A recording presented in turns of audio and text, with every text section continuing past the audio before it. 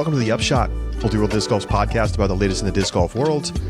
I'm the editor, Charlie Eisenhood. Joining me is Josh Mansfield. I am in Stockholm, Sweden. Josh is in Pocatello, Idaho. The time zone difference is 8 hours right now, I think. I think so. And then it'll be 9 when you're in Finland. That's right. Yeah. So I've got a couple days off here between tournaments and popped over to Stockholm. It is currently, we're recording this segment, Sunday, July 16th, in the evening here in Sweden. I tell you that because we don't exactly know when the show is going to come out or how it's going to come out, because we have a lot of moving pieces right now with the huge news from the Disc Golf Pro Tour. We want to talk about that right up front here.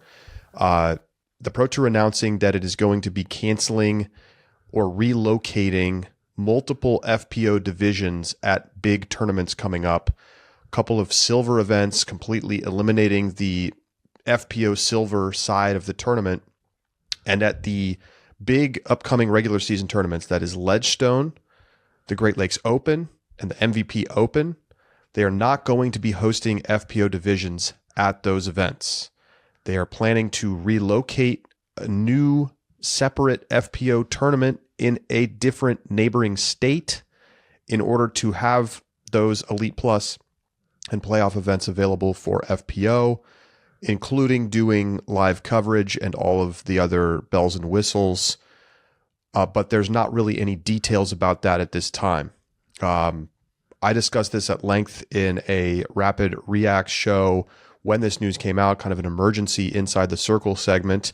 So you can become a subscriber to hear that. Josh and I also discussed it after the PCS Open. But we are not going to talk about it right here, right now, because we are awaiting more information, and we think we're probably going to get more information in the next 48 hours, and we're going to wait to do that segment then. So trust me, we're not ignoring it. It's obviously huge news. I find it really concerning, to be honest. And we're just going to wait and talk about it later in the show. So if you're looking for that, find the timestamp, go there. When the show comes out, it will include a segment about this, of course. So just want to put that out there up front. Josh, that sound all right? Sounds good to me. All right. So what we are going to talk about right up front is the PCS Open. Kristin Tattar, another win, 11 consecutive every other wins on the Elite Series for Kristin Tattar at this point. And Paul McBeth gets his first Elite Series win in 2023, his first Elite Series or major title since last year's Worlds, if you can believe it, and does so with a magnificent 1094 unofficially rated final round, shooting a 13 under, 5 shots better than the next best round on Saturday. It was pretty special stuff. Josh, we haven't seen McBeth play that focused, that good of a round in a long time. We really haven't. And there were, it's funny because it's felt like there have been aspects of his game that have been off the entire, since Worlds, really, right? There's been something wrong. At points it was his putting, where his Circle 1 putting was dropping well below league average to a 70% at a lot of tournaments. And then that kind of picked up, and then it was his drive, and he just couldn't hit a fairway and everything. And then there was a period of time that it felt like it was his decision making. He was making just weird choices about where he was going to be, like the way he was attacking courses in a way that was creating significantly more problems than I felt like he really needed to create for himself. And now, he, in his post-round interview after the win, he identifies his Circle 2 putting as that area of weakness, right? He put it 20%. So not bad. But definitely, I think, below what he would have liked. However, that's an acceptable error category, right? If you are almost leading the field, James Conrad, only one who beat him out in strokes gained tee to green. But but McBeth only went out of bounds 3 times in the tournament. And nobody else had fewer OBs. Correct. And Conrad went 8 times. So, of course, like we've identified this flaw multiple times, is that this stat does not take into account OB. So Macbeth just the best from the tee to green, no question. And that and his decision making seemed on point. His circle one putting was solid, 94%. I mean, everything was elite.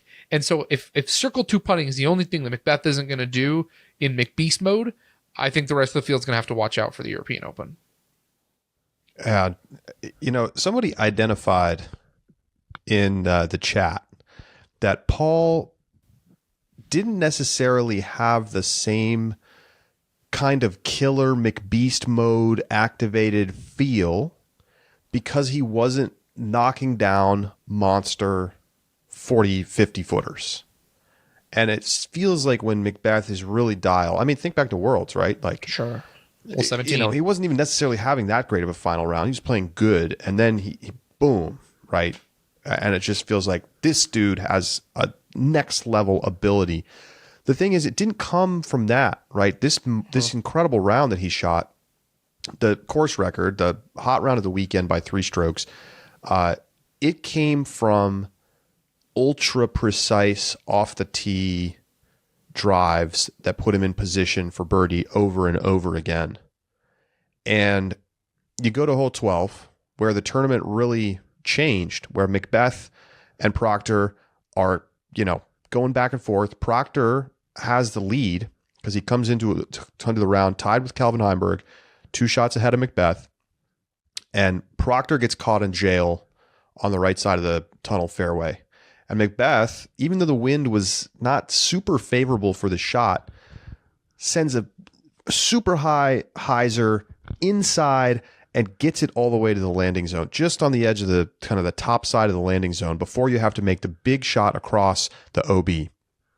And so Proctor has to pitch out and then pitch up to the landing zone.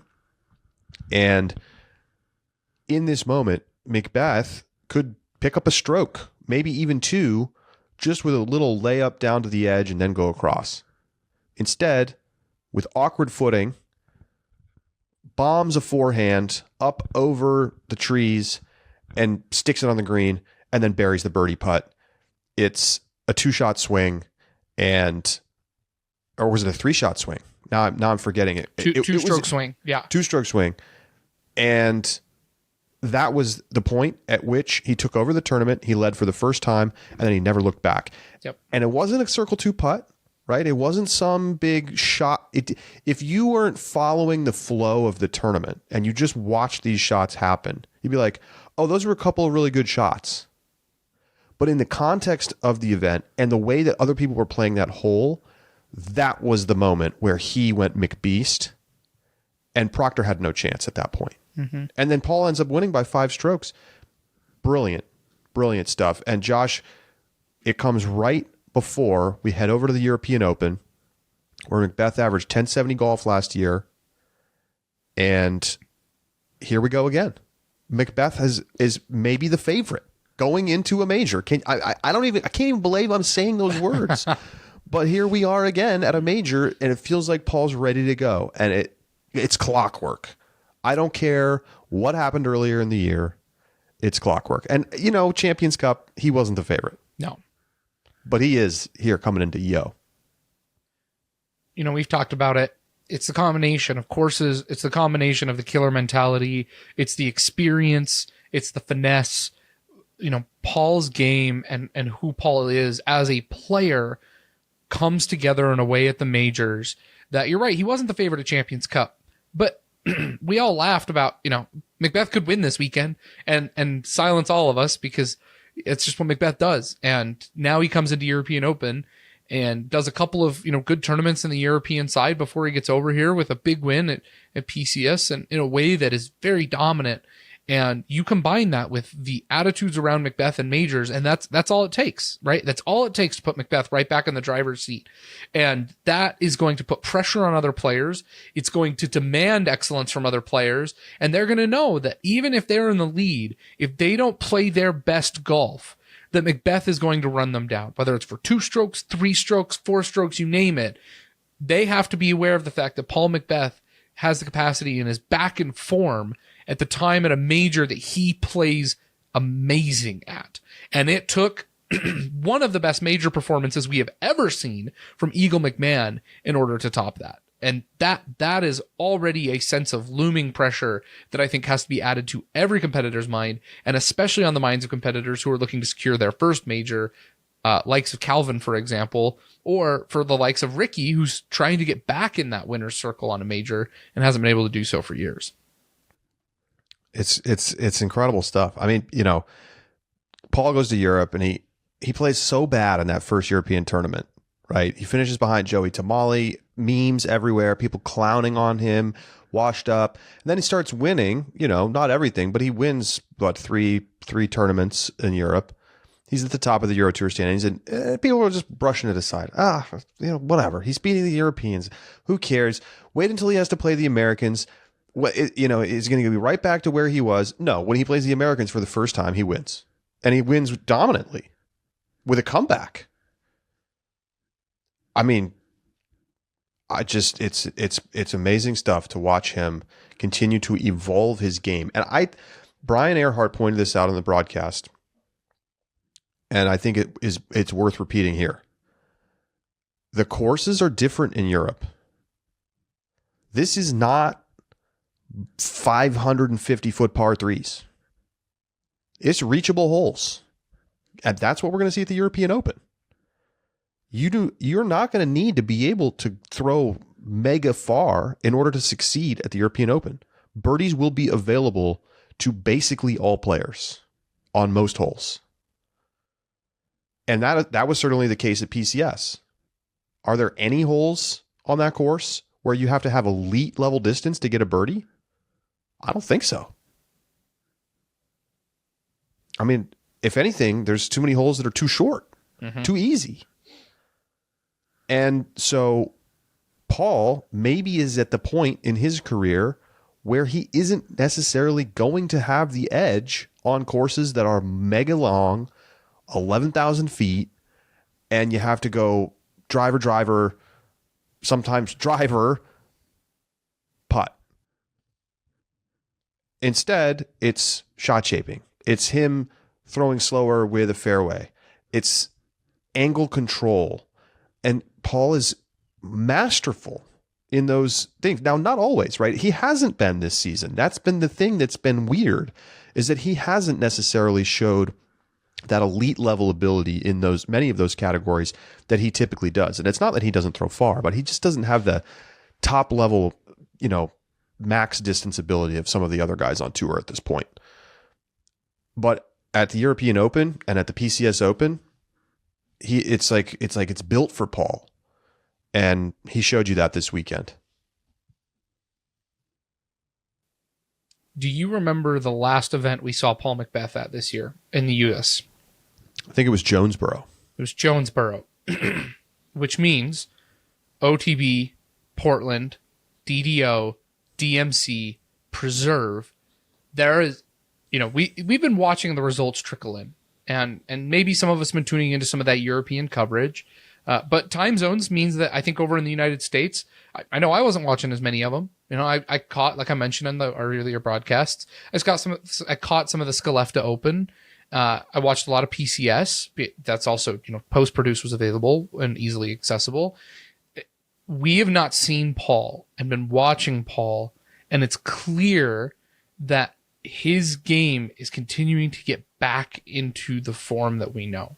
And that's not just demonstrated by results, right? If you've watched Paul over the past 2 to 3 events, you'd see that it looks like a different Paul McBeth. And that comes, and juxtapose this with a United States side of the tour where you have Calvin, who's been consistent, has only missed the podium once at an Elite Series, twice at an Elite Series, just once. Yep, once at an Elite Series during that stretch. So you have Calvin, it was twice. I missed OTB. I'm back and forth there. Missed twice at an Elite Series. Gannon gets a win, but is also missing cash sometimes. Eagle's out because he's mostly injured and is hardly playing. Ricky gets his first win in a while and is looking good, but it's Paul is coming into form and now leads the Euro Tour standings. And over in the United States are a bunch of players vying for what is left behind. And it doesn't really feel like you have a commanding player from the United States side. And so when they come over here to where Paul's been for months and see, wow, McBeast is waiting for us here at this course. He blows them out of the water at this tournament. And now they've got to go take him on in one of his best majors. It feels, even if you don't give Paul odds-on favorite, just the feel of this moment that's coming up in this upcoming week is really like Macbeth is standing there and he's just daring the rest of the field to come and take it from him. That's how it feels. Yeah, and look, if you look at his 3 wins in Europe, well, it's 4 now. Skellefteå, Swedish, Forrester, and now the PCS. You know, it's easy to look at those first 3 and say, well, he just beat a European crowd, which, you know, that's true. There are some very good European players, but there's not that many that are at the highest level. But his event ratings at those tournaments were higher than any of the Elite Series or majors that he played in the U.S. So it's not just that he won against a bad field. He won playing the best disc golf he's played this year. And I know rating's not perfect, but it's what we have as a comparative tool here. And, you know, he just shot almost 1,100 rated round. And that's not anomalous. That's not like that's a ridiculous rate. No, he was just that good. He shot an 1,100 rated 100 round that mattered, right? Yes. It's not Champions Cup. It wasn't. Yes. Yes. It's not shooting the course record at WR Jackson when you're so far out of contention that you could have gone 18 down or 19 down with an eagle and it still wouldn't have mattered because that's how far back you were, right? It was down by 2 strokes and then he comes in and shoots an 1,100 rated round to take the tournament away with a spectacular performance. This is a scary Paul Macbeth. It's a scary Paul Macbeth if you have to go up against him next week. All right. Well, what other stories stand out to you from the MPO side at PCS? It's interesting. I think it's difficult to assess here because at this point, I mean, I really am feeling like we're turning the page towards European Open, right? So any of these storylines that we're analyzing from PCS, I do so in context of what does this mean for next week? Paul gets the win, but everything we're talking about, if he had won, I don't know, Preserve, right? We'd be talking about that stretch from Worlds to Preserve. But that's not what we're talking about, right? We're talking about Macbeth in the context of what this means for his form now going into European Open. And so while we are looking back to a couple, like you said, a few of his most recent wins on the Euro Tour, we do so in the context of what it means for this major. So doing so with other players, this is what I pull away. European Open and the Beast does require more distance and it is not quite as technical as PCS. I think that because PCS is so short, being real close and precise is an emphasis that the European Open has some shots that require distance, big hyzers, and excellent control of those hyzers. I think of hole 16, for example, a hole I absolutely love at the Beast. And so what that tells me is while James Proctor has had some success here in Europe and at PCS, I don't think it's going to translate the same at the Beast to the point that you should be considering him as one of the top American prospects or prospects to win this weekend. Calvin Heimberg does not look like he is in form and ready to win a major. His most recent podiums, I feel like, have been more disappointing than they have been exceptional or strong play. Eagle is coming off an injury hiatus with a 4th place at the Preserve, or a strong finish at the Preserve. Let me double check on. It was 4th. Yep, 4th place at the Preserve, 4th place at PCS. Those are 2 really good finishes, and we know he plays well at the Beast, which means I would put Eagle up there with Paul before I would put James or Calvin. Well, what's funny about that, Josh, is that Calvin Heimberg did in fact finish ahead of Eagle McMahon at the PCS Open this weekend. Yeah, you're right. But do you think Calvin is a favorite over Eagle to win this weekend? No, but not because he had a really crappy start to his final round. I think it's because Eagle has shown us that he plays up at the European Open. Yes. That he did it last year, and that he's playing well enough in his overall game right now to deserve to be considered for that spot. And that's exactly. I think Calvin's form is he definitely played horrendously to start that tournament, and it's not encouraging to me to watch a player who is tied for the lead just completely blow themselves out of the water by they can't make a putt. But he did turn it on in the second part of the course, and clearly is at a high enough level that even if you have him behind Paul and Eagle, he's got to be the number 3 guy on the list right now of who could win that tournament, right? I think that's fair. Yeah. I think that's probably the right place is the number 3 spot. You're a known Calvin hater. I just want to put it out there. I am a known Calvin. Man, and what's funny, I like Calvin. I think he's a good player, but he just, I don't know. He's lacking something that just at majors especially, and that has happened in the past. And Eagle, like you said, I'm highlighting those 4th places because he comes back from injury, and the big question you have to have is he going to be in form for Europe? And 2 back-to-back 4th place finishes at Preserve and PCS indicate to me that he is in plenty good shape to come back and repeat, where he is somewhere, like you said, plays incredibly well over at the Beast. And so, Eagle's in form. That's what I take away from there. Ricky shooting 19 down. I think Ricky has to be someone to keep in the back of your mind going into this weekend. James Conrad had a good weekend as well, but same thing with James Proctor. I don't know if the Beast is really going to be as favorable for him as PCS. So to me, it really feels like Paul Macbeth. There was one spot up for grabs for somebody who deserved to permeate the conversation of podium at European Open, who is a legitimate contender to go in and win this tournament. I think Calvin was already a lock. Eagle just needed to play decent, and that gets him in there because of his history there. And then after that, there was one more spot, and whoever played well at PCS and really demonstrated that they could win this weekend, that's who's going to get the consideration. Paul Macbeth got it. There's your 3, and it doesn't feel like anybody else has a chance of winning right now. Nicholas Antila. I speak his name into the existence of the chances to win. Listen, Nicholas didn't have a great weekend at PCS, but he did 17 strokes bad, the lead. I know. Okay. Hang on. Okay. Let me talk, Skip. Skip. R.I.P. to that show. Nicholas shot an 8 under in the final round. That was the second best round of the day behind Macbeth's 13. And he has showed us that he can play great at the majors. He just did it at the USDGC. He showed us that he can play fantastic on European courses. I think he has to be considered as a real threat. And I don't know if his current form is quite good enough to belong in the, he's going to be a podium guy. I'm sure most people are not going to pick him.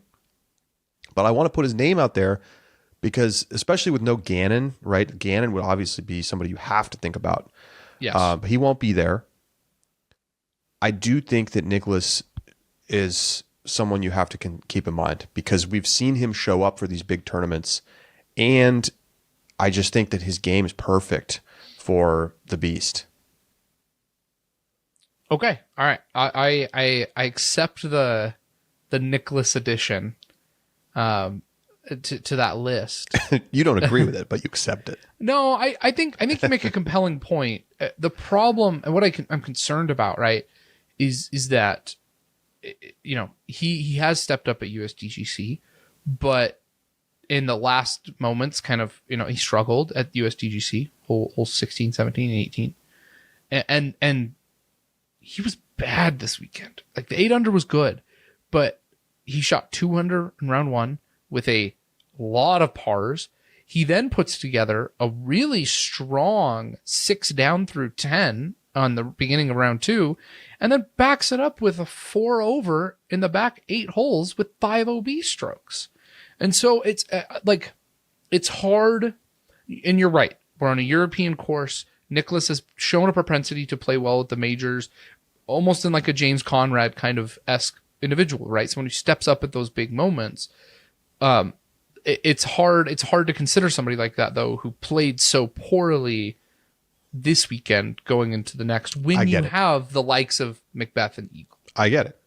I'm not saying he should be favored above those guys, but let me just say this again, just to give my Nicholas hype a little bit more legs. Excluding Worlds, which I think were on courses that did not favor him at all. Sure. And Emporia, like, never again, please. He finished 64th. Trash. There's no question. But in the other 3 of the last 4 majors, Champions Cup, 2nd place. USDGC, 2nd place. Last year's European Open, 4th place.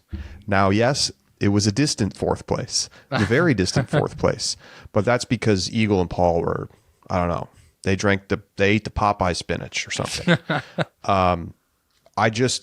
He's been really, really good at the majors.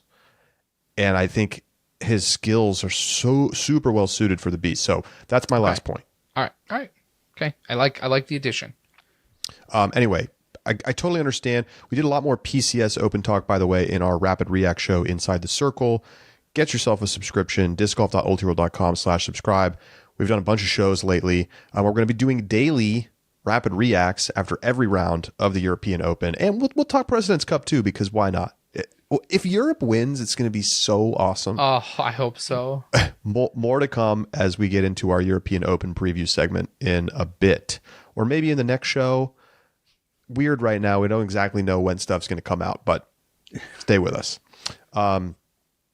Otherwise, yeah, I mean, I just want to shout out James Proctor for having an awesome season so far. Yes. Top 5 in the Pro Tour standings and played really good. I don't think it's any shame to lose to Macbeth when he played the way that he did in the final round. I'm sure Proctor wants those bogeys back, but like sometimes you just got to tip your cap. Yep. And Proctor still had a decent round. You know, he still shot a 6 under. That was not a bad round. A few too many bogeys. I think, you never want to blow a lead like that, but I just don't think it was happening. Even if he played great and shot a 9, he still loses. Mm-hmm. Yep. That's exactly right.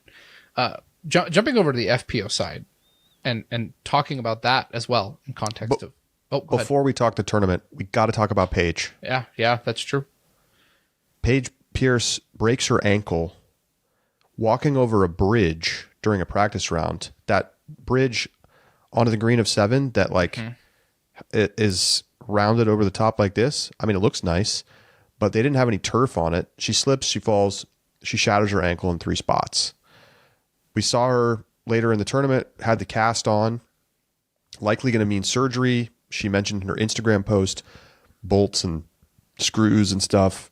It's a disaster. It's terrible. I feel so bad for her. It's probably going to be a 12-week type thing, if not longer, because not only are you out for 6 to 8 with a normal fracture, but when you get the surgery as well, it extends that timeline, and it's bad enough that it's probably going to take extra time to heal. So obviously thinking about Paige, but it comes at a time on the tour where it's like Paige was going to be, if not the favorite, certainly up at the top of the conversation for the European Open, Josh.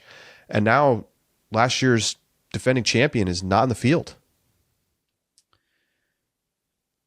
The European Open is, I mean, you have to consider Paige a favorite going into European Open, just thanks to her distance capacity and how well she has played here in the past.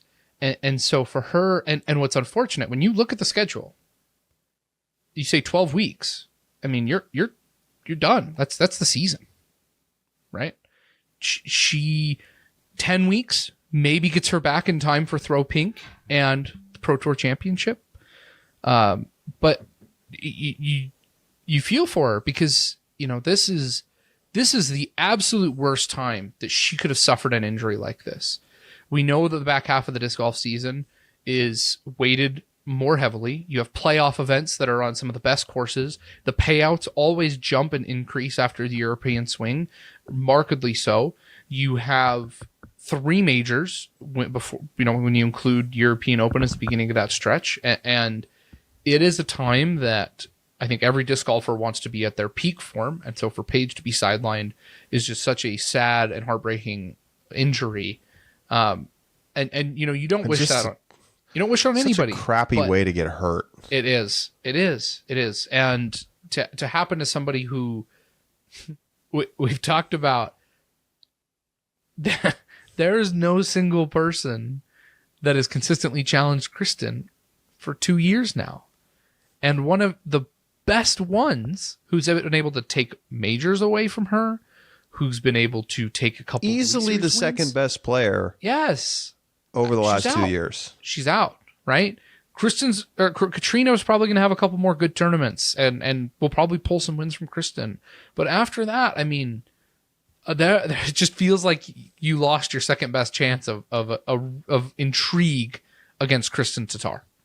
On a week in and week out basis, right? We can talk about individual tournaments. Evelina and Henna are going to provide some great intrigue this weekend. Katrina is playing really well still, right? And gets the win at Preserve. And there are players who are there that are good, but not Paige.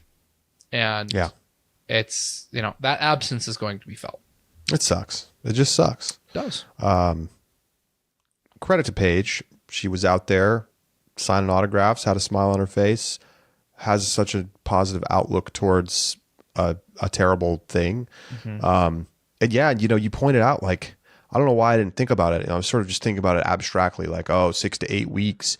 I mean, Worlds is in 6 weeks. Like, if I'm Paige, I think I just tell myself right now I'm shutting it down. Like, I'm not going to play. I'm just not going to play. Why would you want to come back at the soonest point possible? Like, at best, right, you're probably looking at throw pink DGPT championship. Unless she has miraculous bone healing properties or something. So at that point, it's like, is it really worth it to come back for 1 or 2 events? Because, I mean, hey, the Pro Tour Championship is going to give her a couple $1,000, even though she can't play, because they don't want people to enter and then drop. So they'll just, because she's got in, she's already won a tournament, she's automatically in. They'll just let her in and they'll just give her a check. So, like, I don't know. If you're back and you're healthy and you're trained up and you feel good and your legs feel good and you can play the Pro Tour Championship, that would be awesome. But I feel like if I'm her, I'm just telling myself, hey, I'm shutting it down. I'm not going to even go back out on the course until November or December, and just take the rest of the season off and not try to hurry back. It doesn't make sense given the time frame that we have left in the year. 9 weeks, and she could get back in time for U.S. Women's Disc Golf Championship. If like you said, she's pushing that timeline. But this is one of those things where it's like, I'm not a doctor. I have no idea when she's going to be able to get the surgery. She's in Europe right now. I don't know. And clot probably comes when you get the surgery. That starts the clock. It's also an ankle, right? Like, ankles are so hard and complex, difficult, and you can't use your leg for a couple weeks. Yeah. So then you're atrophying strength. Ankles, and it's also a question of, like, mobility, right? Because when you break, let's say you break higher up on your shin, and your fibula, for example, up higher up on your shin, like it's not a joint, right? It's not one of the most complex joints that you've got to deal with. So you lose mobility as well, and you get that stiffness that sets in. I mean, it's ankles suck, and Valerie Mondojano is proof of that, right? She sprained her ankle and is out for like 3 months more than she expected to be. And we said that, right? We said from the get-go, when she said she was going to be back by Waco, that there's just no chance. I really, really, with you, think I'm not a doctor, but I don't think you're going to see Paige again this year. Well, let's talk about what did happen this weekend. On a more positive note, Kristen Tatar gets the win. But, Josh, did she deserve to win? She played one of the worst final rounds we've seen her play in a win this whole year. And Missy Gannon, Evelina Salonen had a lot of chances. They would give away a chance and get another chance on the next hole. And they just simply were not able to walk through the door. And Missy just didn't make enough circle one putts, and Evelina kind of lost the stroke a little bit late in the round. And Kristen Tatar does what she does. She just plays at such a high floor that she's still able to win when she's really not sharp at all. And I'm just curious what you make of it, because her winning when she doesn't play her A game, that's nothing new. We've seen that. I feel like we've talked about this multiple points. But what does it mean going into the European Open? It means that if Kristen Tatar has 3 strokes on you in the final round, then save yourself the effort and just stay in bed and enjoy your sleep. because she shoots, what was it, a 964? Is that what you said? The final round rating? Yeah, 960 rated final round rating. Yeah. Ultimately, it was only 2 strokes worse than the best round on the course, but that undersells the capacity that Missy and Evelina had to shoot better. Missy shot a 2 under, and it could have been a 6-7 under. Yeah, I mean, you're right, but what was the hot round for the weekend was a 4 under? So I get what you're saying, what could have been, right? I think Evelina shot a 6 in round 1. Oh, you might be right. Yep, she shot a 6 in round 1. So 6 under, and you're right, Missy probably could have shot that in this round. But all in all, even for Kristen Tatar is not far off where the field was anyway. And it's true. The other parts of the what ifs are, what if Missy starts getting some momentum and Evelina gets some momentum? I don't think Kristen just falls behind either, right? No. You've played on cards, and I think even amateurs play on cards where the entire card is just, foot, like the pedal to the metal, just all the way down and playing super, super well. And that brings up others around you. And when a card is just struggling to find their groove, that can pull people down as well. The what ifs of, what if Missy had shot better? She did. You're right. She missed out on opportunities. Evelina missed out on opportunities. Kristen missed out on opportunities. And there's no reason to think that, Missy shoots a little bit better, then that Kristen doesn't turn it around as well. And Kristen doesn't also shoot better. 3 strokes. If you give 3 strokes to the unquestionable most dominant player in the sport right now. Yeah. How am I going to argue with you? I don't know. You're not wrong. It's there's a reason she wins even when she doesn't play her best, because it's easy to say, well, just make the putt or just make the shot, but it's hard.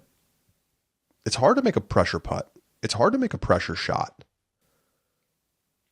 It's hard to make a pressure shot, especially when you think to yourself, okay, I've got to make this pressure shot, and then I've got to make 2 more in order to catch Kristen, right? Like it's hard to isolate that and to think about the context of the round. It's hard. And you're right? Yeah. It's hard. And you got to give Kristen credit. I mean, she hits the clutch shots more than others. You mentioned it in the rapid reacts, right? She hits the 60-footer on 11, and like it's really the only like really good putt that she makes maybe the whole round. She missed some circle 1 putts, and she had the brutal 3-putt half roll away on 15. Nothing special putting wise, but that one at a moment in the round where it was kind of like had slipped a little bit. She had bogeyed 5, 6, and 7. Missy looked like she was playing better. And then bang, she hits this monster putt that sparks a 3-birdie run. And it just feels like she comes up with those. It's Macbethian in that way, where it's like when you really, really need a great shot, she seems to find a way, even in a round where she's just not really dialed. Kristen made 5 circle 1X putts in the final round and made 1 circle 2 putt. And that's just not something Kristen's going to do week in and week out. That is abysmal, right? Like that's a terrible round. It's a terrible round, and not even that good of a tournament in that regard, right? 77% C1X, 15% circle 2. Like we've seen Kristen do better. She was 6th in C1X putting, but guess what? She was still number 1 in scramble, and she was number 2 in parked, and she was 4th in fairway hits, and 2nd in birdie, and 4th in circle 2. Right? Just like, the most talented all-around player. She is, and Kristen is going to have a really, really bad weekend in order to lose this weekend. But let me ask you. Okay. Is she the favorite? See this? is still an interesting question. Because who am I thinking of, Josh? I think you're thinking of Evelina. I think I'm thinking of Evelina. Now, Evelina was in the mix last year, dueling with Paige Pierce. Comes up short. Evelina had the best putting weekend that she has had in years. Since pre-COVID. You look at the stats, you'll see it. But it's the eye test more than the stats even. Even when she was missing, the misses were good. The misses were right. The misses were confident. They were off the band. They were barely off the cage, chaining out. Now, she wavered a little bit in the final 9 holes. She had some air balls from 25 feet, but she always made the comebacker, Josh. She also hit some huge putts, and she had confidence on the green that we haven't seen in months or years. And that combined with the distance requirements at the Beast for the FPO field and the way that she played there last year, it is not inconceivable that she should be looked at as the favorite. Now, I think it's a stretch. I think if I was getting better odds on Kristen than on Evelina, I have to take Kristen. Right. But I just think that she's very much alive. It's not like some kind of foregone conclusion like Champions Cup felt. I would agree with that. I think Evelina could win this weekend. And it's, in fact, I think it feels like Kristen could win. Evelina could win. I think Katrina could win. And then after that, do you want to put the Ella Holland? I was thinking about it. I was thinking about them. It's hard. They haven't played here before, but Ella putted worse than Evelina did this weekend by a long ways. Ella's in a funk. Ella's in a funk, and it's a first time at this tournament, so I don't know. It's one of those. All right, I want you to guess without looking. Okay. What is Kristen Tatar's win probability on UDisc at the European Open? My gosh. I'm gonna say 66%. 78%. Oh my gosh. Second place, Katrina Allen at 6%. Then Missy Gannon at 5%. Paige Pierce is still on the list. I mean, she probably just hasn't officially withdrawn. Sure. Evelina is at 2%. Okay, Josh, if you want to give me 50 to 1, I'll take the bet. I bet you would. Anybody want to bet me 50 to 1? I'll take 40 to 1 on Evelina. Okay. I will negotiate. Email me. I will gladly bet on Evelina Salonen.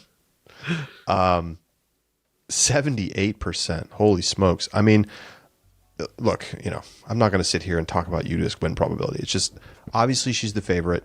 Yeah.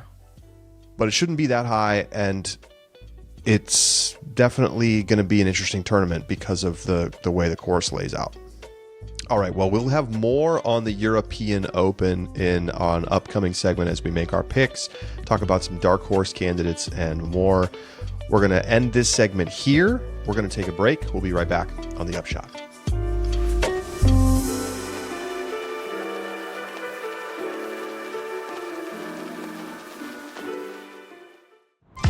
At Pound, the quality of our gear runs deeper than the stitching. That's why we make everything right here in the U.S., employing highly skilled, well-paid professionals. From bomb-proof Cordura fabric to YKK zippers and recycled plastics, we source the highest quality U.S. materials to make the most comfortable, durable pack in disc golf. Our lifetime warranty stays with the pack, not the purchaser.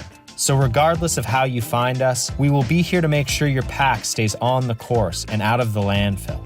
Pound's integrity is held together with more than just thread.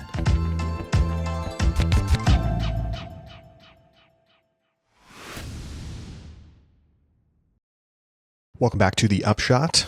I have moved locations, Josh. I'm now in the Stockholm airport. We on should my have. way back to Finland. Here's what we should have done. You should have set up with something iconic or noticeable behind you, and we should have played Where's Charlie? And so listeners go onto YouTube and pick the location. GeoGuessr. Yeah, there you go. Listen, folks, if you don't know about GeoGuessr, check it out. And the guy who created GeoGuessr, you can like send him a picture from anywhere in the world, and he will find out where it is, no matter how obscure you think it might be. He like goes into Google Maps. It's insane. It's cool. Those guys are good at that. It's crazy. So before we talk about this FPO situation, really quick, want to hit our Purse Watch and Hole 18 reviews for the PCS Open. Purse Watch, here we go. Total purse, 62,671. That's 49,846 for MPO, 12,825 for FPO, up about 30% year over year. Still the lowest paying Elite Series event of the season. Now, Josh, the first thing I was thinking to myself is like, this was a pretty small field relative to what we see in the US. So I looked it up. This actually had a higher per person payout than Open at Austin, which was the second lowest Elite Series of the season. Okay. That had about 50 more players than PCS. So, I don't know how you want to measure those metrics. Obviously, there's more money in the purse when more people are paying for tickets. Right. It's another 10 grand basically for another 50 people. Yeah, that makes a lot of sense. And honestly, when I saw the number of 62,000, I kind of expected it to be a touch lower for Europe, just given, one, we know that their purse sizes are behind the United States during the COVID times. And then number two, the field size. And so to come in at 62,000 it's not so shockingly low, right? It still clears all the silver events. Which is kind of then the threshold that I would look at. How's it compared to the Elite? We know it's the lowest, but per person, it's actually pretty good. And it clears the threshold of the highest silver event, which is the KC Wide Open thus far. And as long as it kind of meets those two metrics, I think that's pretty good to me. Yeah, and I think, likely the added cash numbers are going to be comparable to the U.S. tournaments that we're paying on the lower side. We don't specifically have that added cash number right on hand, but again, like if you look at it a per capita basis, totally reasonable payout. So, Hole 18 reviews. Josh, very different. It's the same hole for MPO and FPO, the same par. So, as is typically the case, that means that they don't really play great for both divisions. What are your thoughts?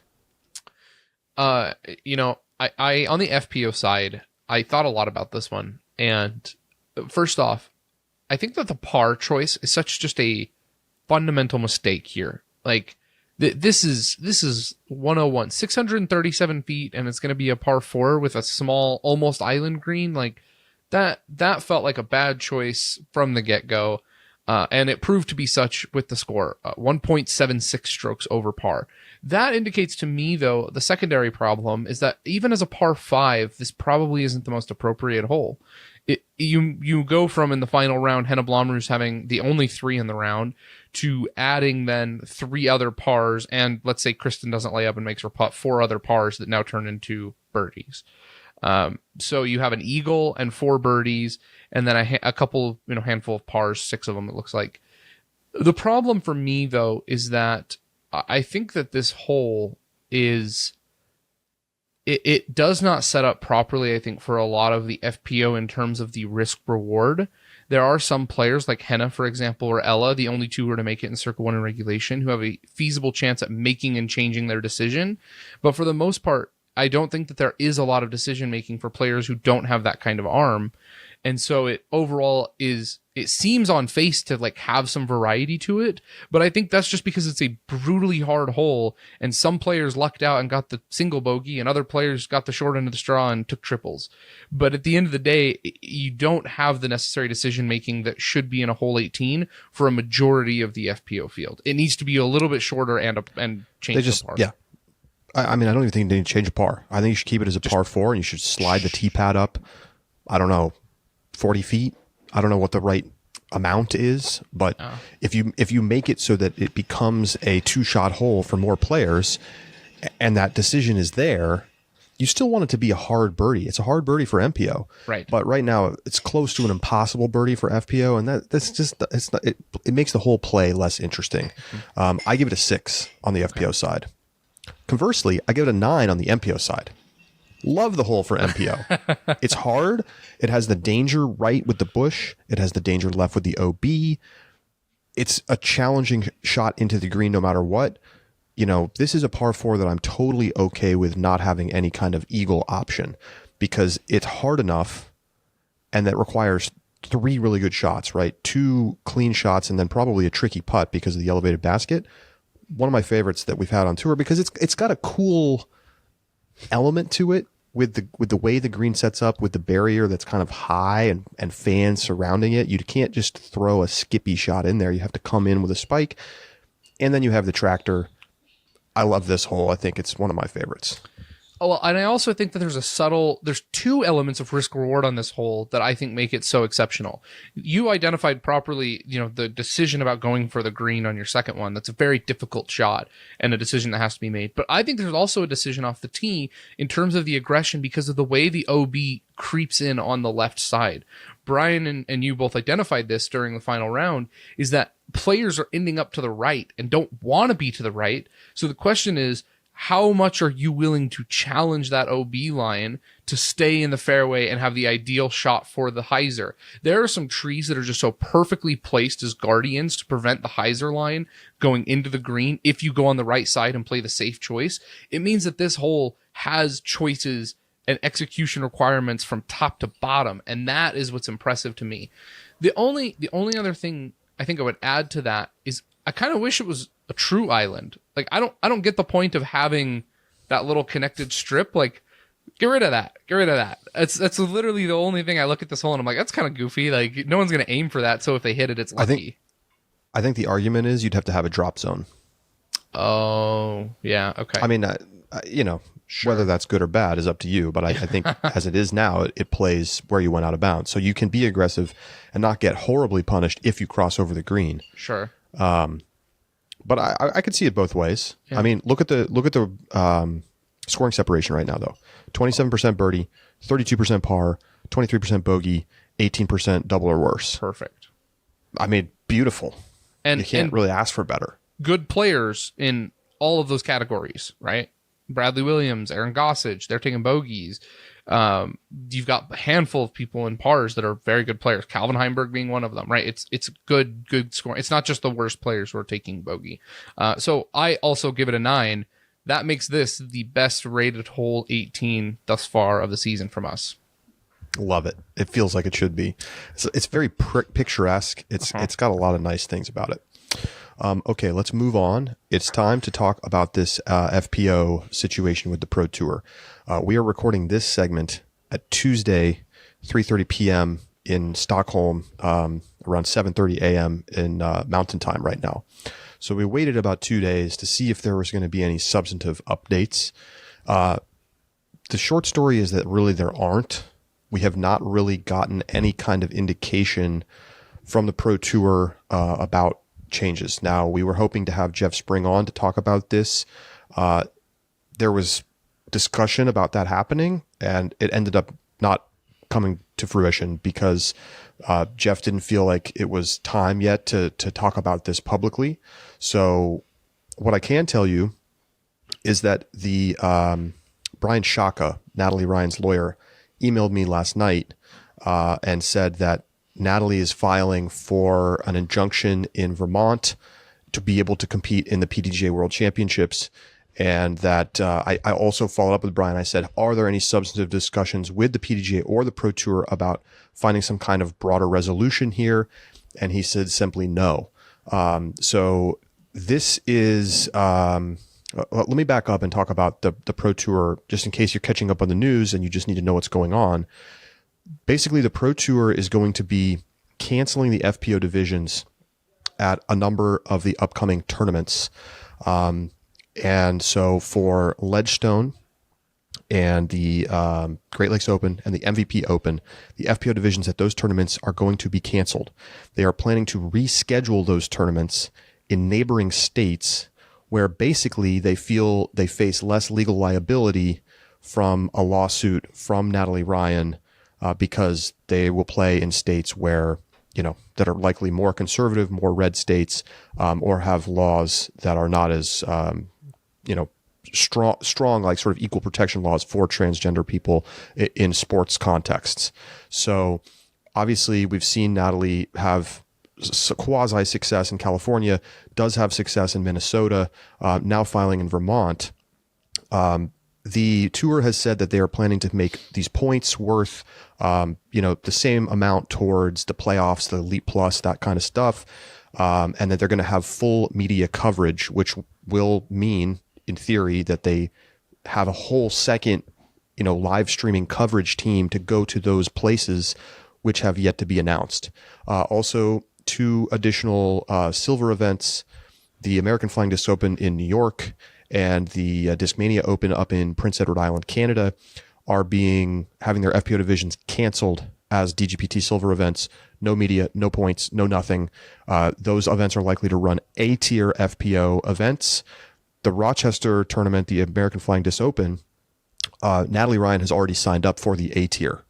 So that's where things stand there. Josh, am I missing anything?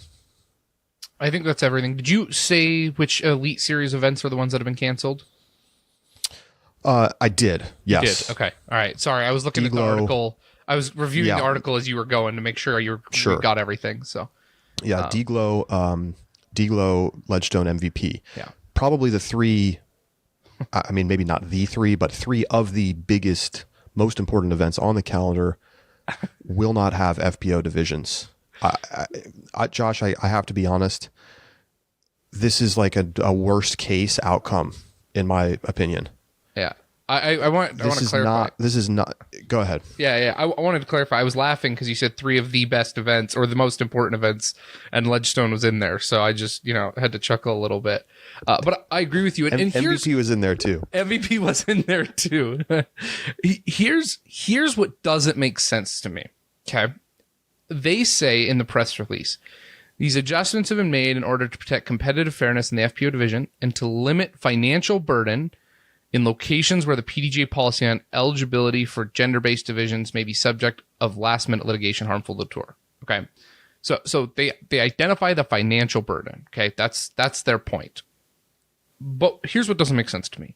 Number one, Natalie still could pursue suits in states that are less likely for her to win and just do so and perhaps, know that she might lose, right? Like she could go do it anyway. So I don't understand why, if it's a state that's less likely to vote in her favor, she's less likely to file a suit. If her attorney's like, yeah, no, let's just do it. Let's put it. I mean, that's been the pattern thus far, but no reason why she couldn't do those things. But the second thing, and this is the other one that doesn't make sense to me. I just don't know if fighting a temporary, the emergency injunction costs less than relocating an FPO event with full media coverage at another venue. I want to see the numbers, because that's the biggest thing that just doesn't pass the eye test for me.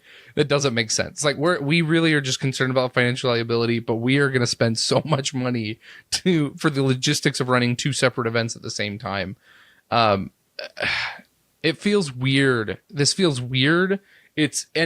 I also think the bigger context of it is this hurts the rest of the FPO field so egregiously to have to change their schedule, to risk not having these events. If they don't get to happen, the payouts that they would have obtained. I mean, we know that Ledgestone is the highest paying Elite Plus event or Elite event that is on tour, at least has been in previous years, and I would assume is going to keep going with that trend this year. And for the risk that is not available for the FPO division, it's just, I don't know. There's a lot of things that don't feel right about it to me. So as I've been thinking about this more, I mean, Josh, I can't disagree with anything you said. I think there's huge concerns about what this could do to the FPO field overall, because it's so logistically impossible to pull together these new events that are almost definitionally going to be worse events on worse courses. Even if you match the payouts, are people going to go to these events as much? You lose all of the halo benefits of having MPO and FPO together, setting aside the simple travel logistics for the players, many of whom travel together. Mm-hmm. And then you're going to have these like concurrent events, but like one of them is this prestigious thing that has been around for a decade, and one of them is something that they pulled together in 20 seconds.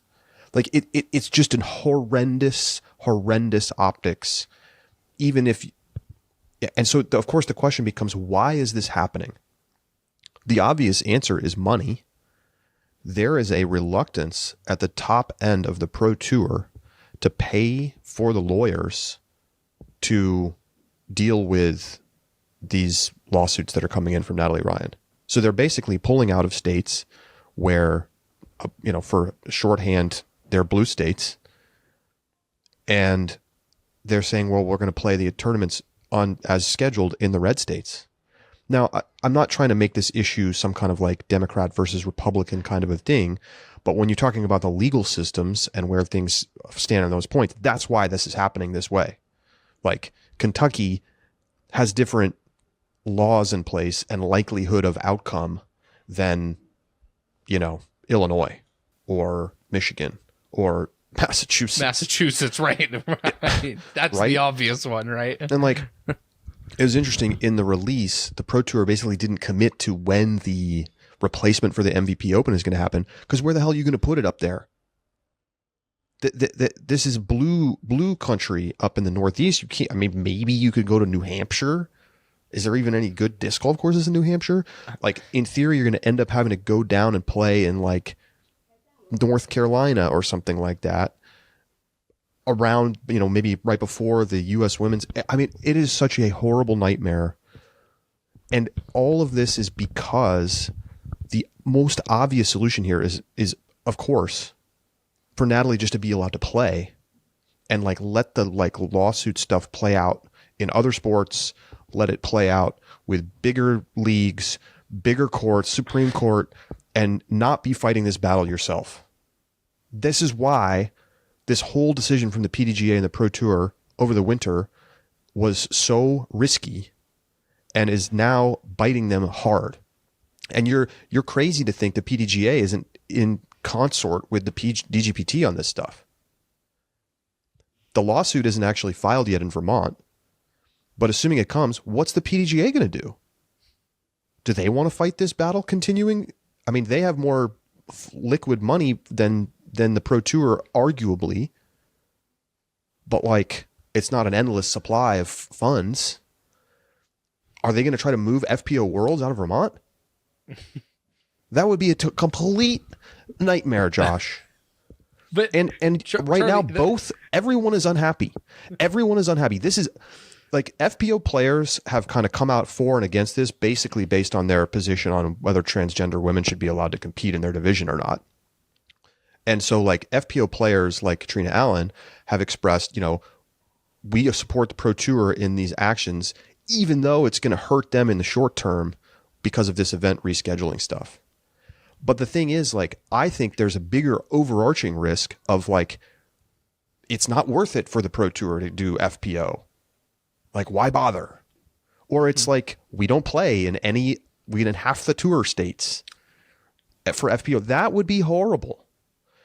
And so I'm like trying to go to I'm trying to go back and think about higher level.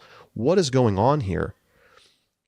Obviously, Pro Tour is not willing to continue to have this legal spending that's been over $100,000 so far. That's confirmed to me by a Pro Tour communications director. It's a lot of money. It's a lot of money. Natalie Ryan is showing that she's willing to continue to pursue legal action, even though this is like crippling the FPO division now as the Pro Tour is like pulling tournaments. And so then it's like, okay, well, can we actually get to some kind of solution here? The Pro Tour isn't going to let Natalie play in these tournaments because they are committed to this policy being the policy that they want to pursue. And if they don't pursue it and they allow Natalie to play in all these tournaments, which would obviously be the path of least resistance, even though it would make people mad, right? FPO players would be mad. A lot of fans would be mad. When you think about like the legal precedent that it sets to allow Natalie to play and kind of like essentially softball your own policy, how do they win in court then later?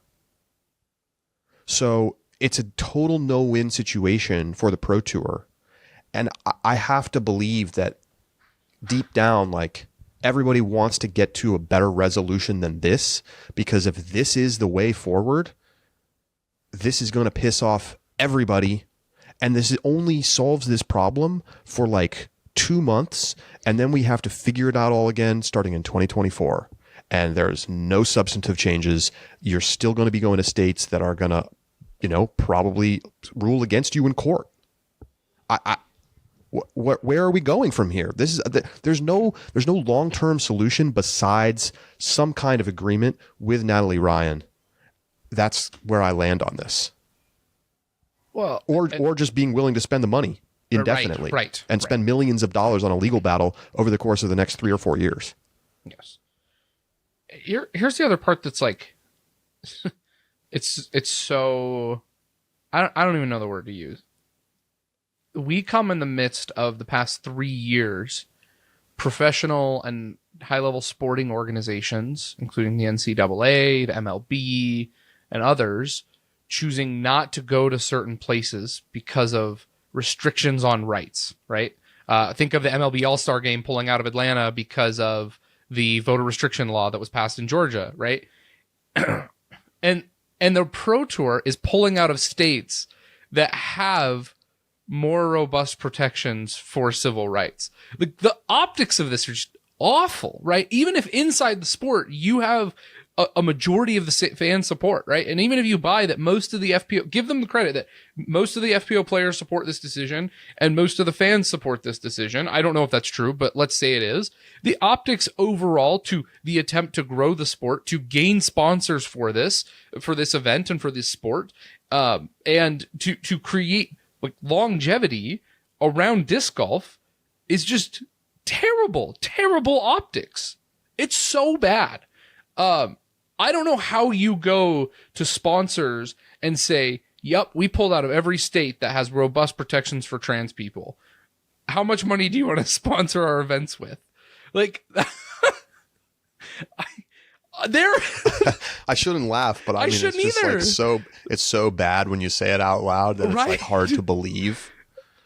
And like, again, this is a hard issue. It is. That like science is grappling with, that bigger sports are grappling with, and to have to be the ones trying to be on the cutting knife edge of this debate and of this entire topic is so disastrous when we're really literally talking about one person who is affecting competition in any meaningful way.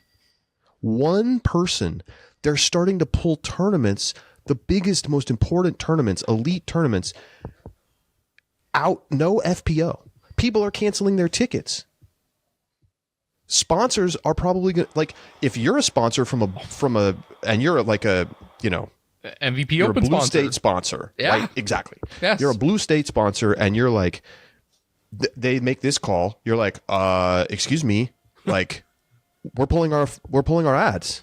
I mean, that's a logical outcome here. And again, the Pro Tour is in such a box because they've been forced into, I mean, I shouldn't say they're forced, right? They never had to adopt the Pro Tour, the PDGA policy. And as a result, like, they can't win here because if they go further, it's going to make left-leaning people who support Natalie Ryan playing an FPO even more mad.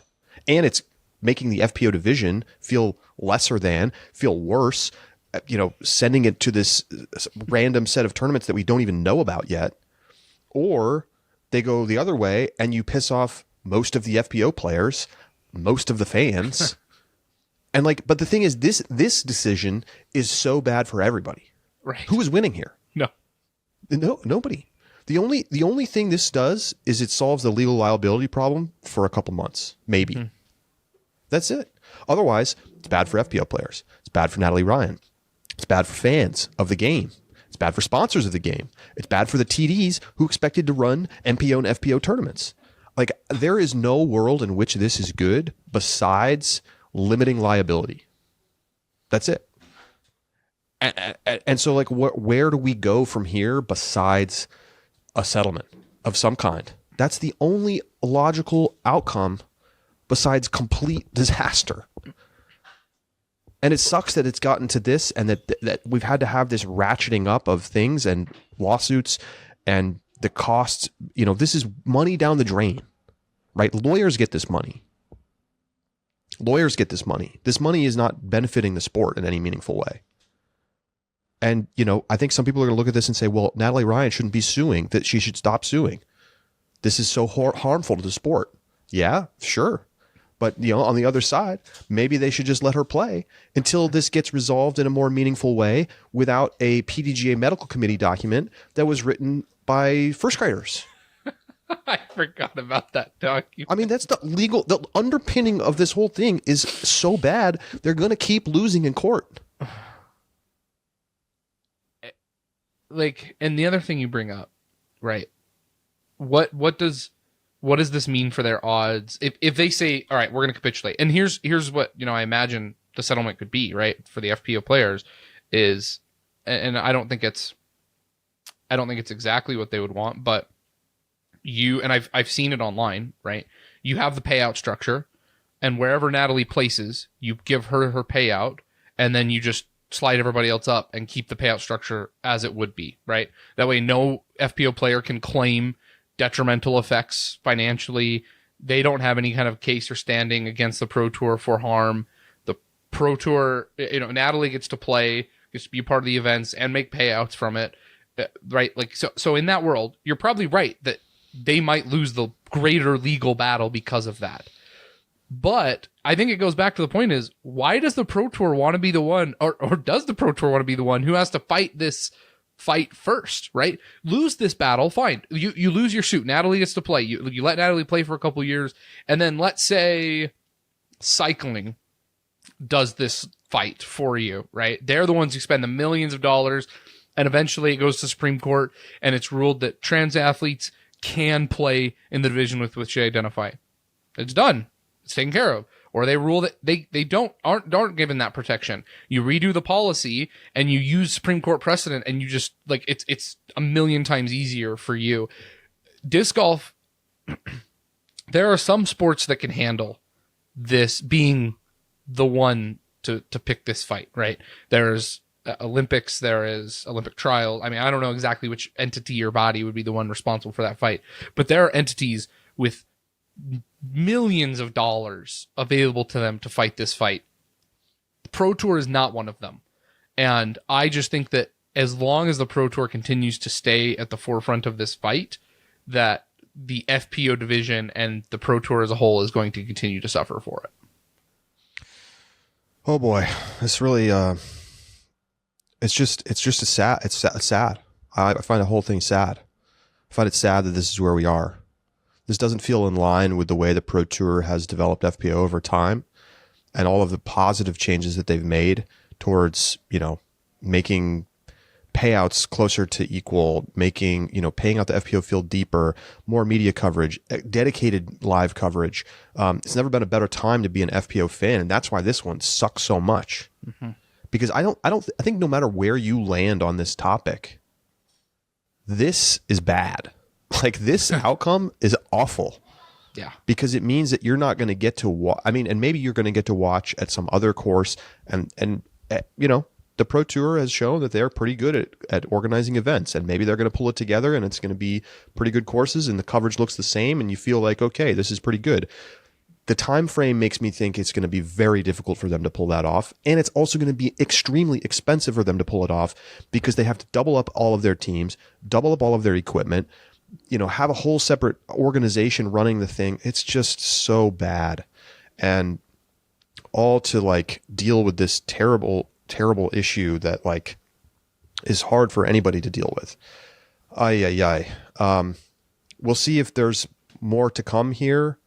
It does feel like there's a little bit of potentially opportunity for sides to come together. I mean, Natalie Ryan posted on Instagram that, she thinks this is bad for the FPO division.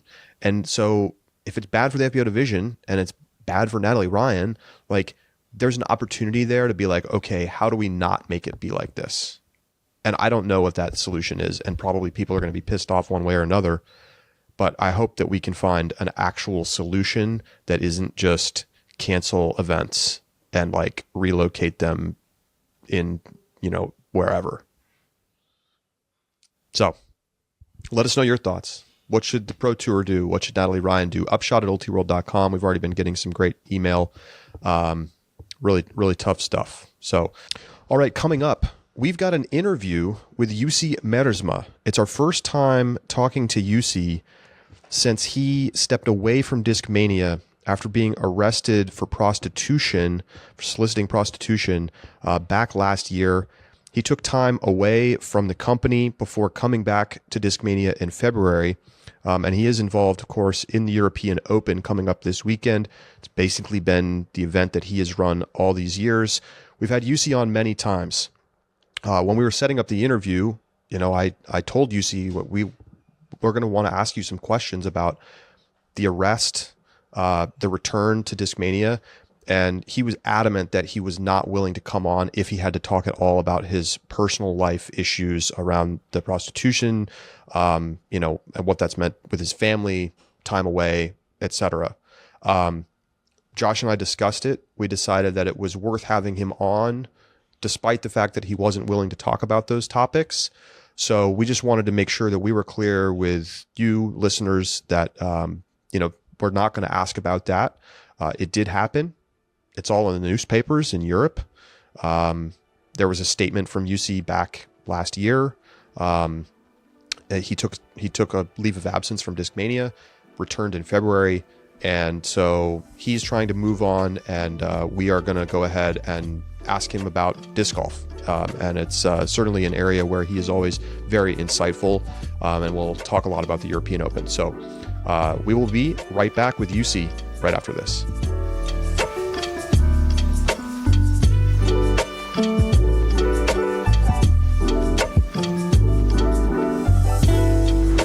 Welcome back to the Upshot.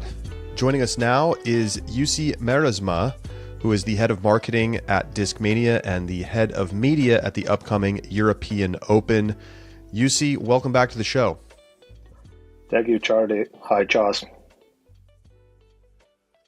Well, it's been a while, Jussi. It's been a kind of a crazy year for Discmania in a lot of different ways. We've seen Simon depart. We've seen the separation from Innova. That isn't even that long ago. The continued growth of the European Open, and you were away from the company for some time. Now you're back. Now that you've come back to the company and you're back in full swing with everything, like how has the Discmania world changed the most, would you say, over the last couple of years? Last couple of years, that's been huge ups and huge downs, but obviously we've all felt the pandemic surge of players and influx of players. Now it's basically toning down and toning back, especially in the European market. We have been seeing some, I would say slower sales this year than last year, and we're adjusting to that like every other manufacturer. Of course, Simon's departure was, of course, the biggest thing for us for a long time. And of course, I'm okay with that. And I mean, we still message with Simon almost every week. So he's still part of my inner circle, of course. And I hope all the best for the guy that I brought it to the US stage. And as for the company side, we actually did move our headquarters in Finland. So that was in February when I came back to work, and we're now having a new place where we're having our operations. And Discmania is kind of turning the new chapter this year, and I'm excited about it. Simon obviously signing a deal comparable next to Paul Macbeth's in terms of the length and size. But you mentioned that it comes at a time where I think the entire industry is feeling a slowdown from the post-pandemic surge in disc sales. Do you think that the market for player sponsorship is outpacing the growth of the sport? I think so, yes. The very top part of this sport is, of course, going forward, regardless of the grassroots sales of discs.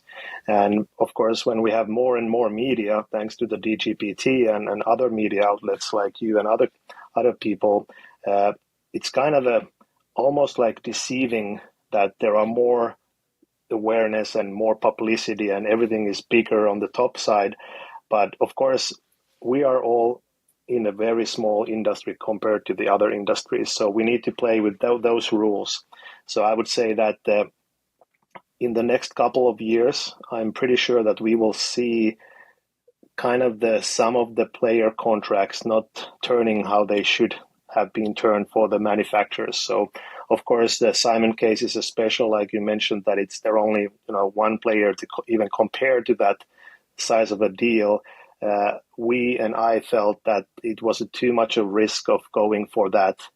So that's why basically we were outpriced on that matter. And of course, as a company owner, I need to think about my company and my staff.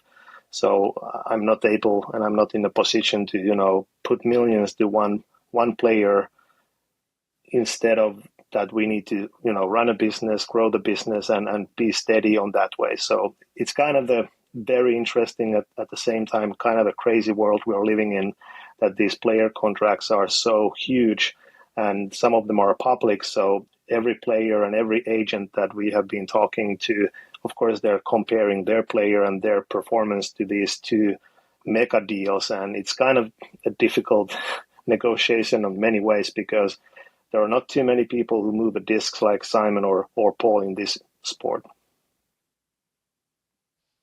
Well, I know that there was a lot of overtures and maybe almost an announcement about Gannon Buhr joining Discmania. That obviously did not happen as Prodigy made some legal moves. What can you tell us about where that stands now as you look ahead to next year? Is Gannon somebody that's still on Discmania's radar, or maybe there's already a deal in place?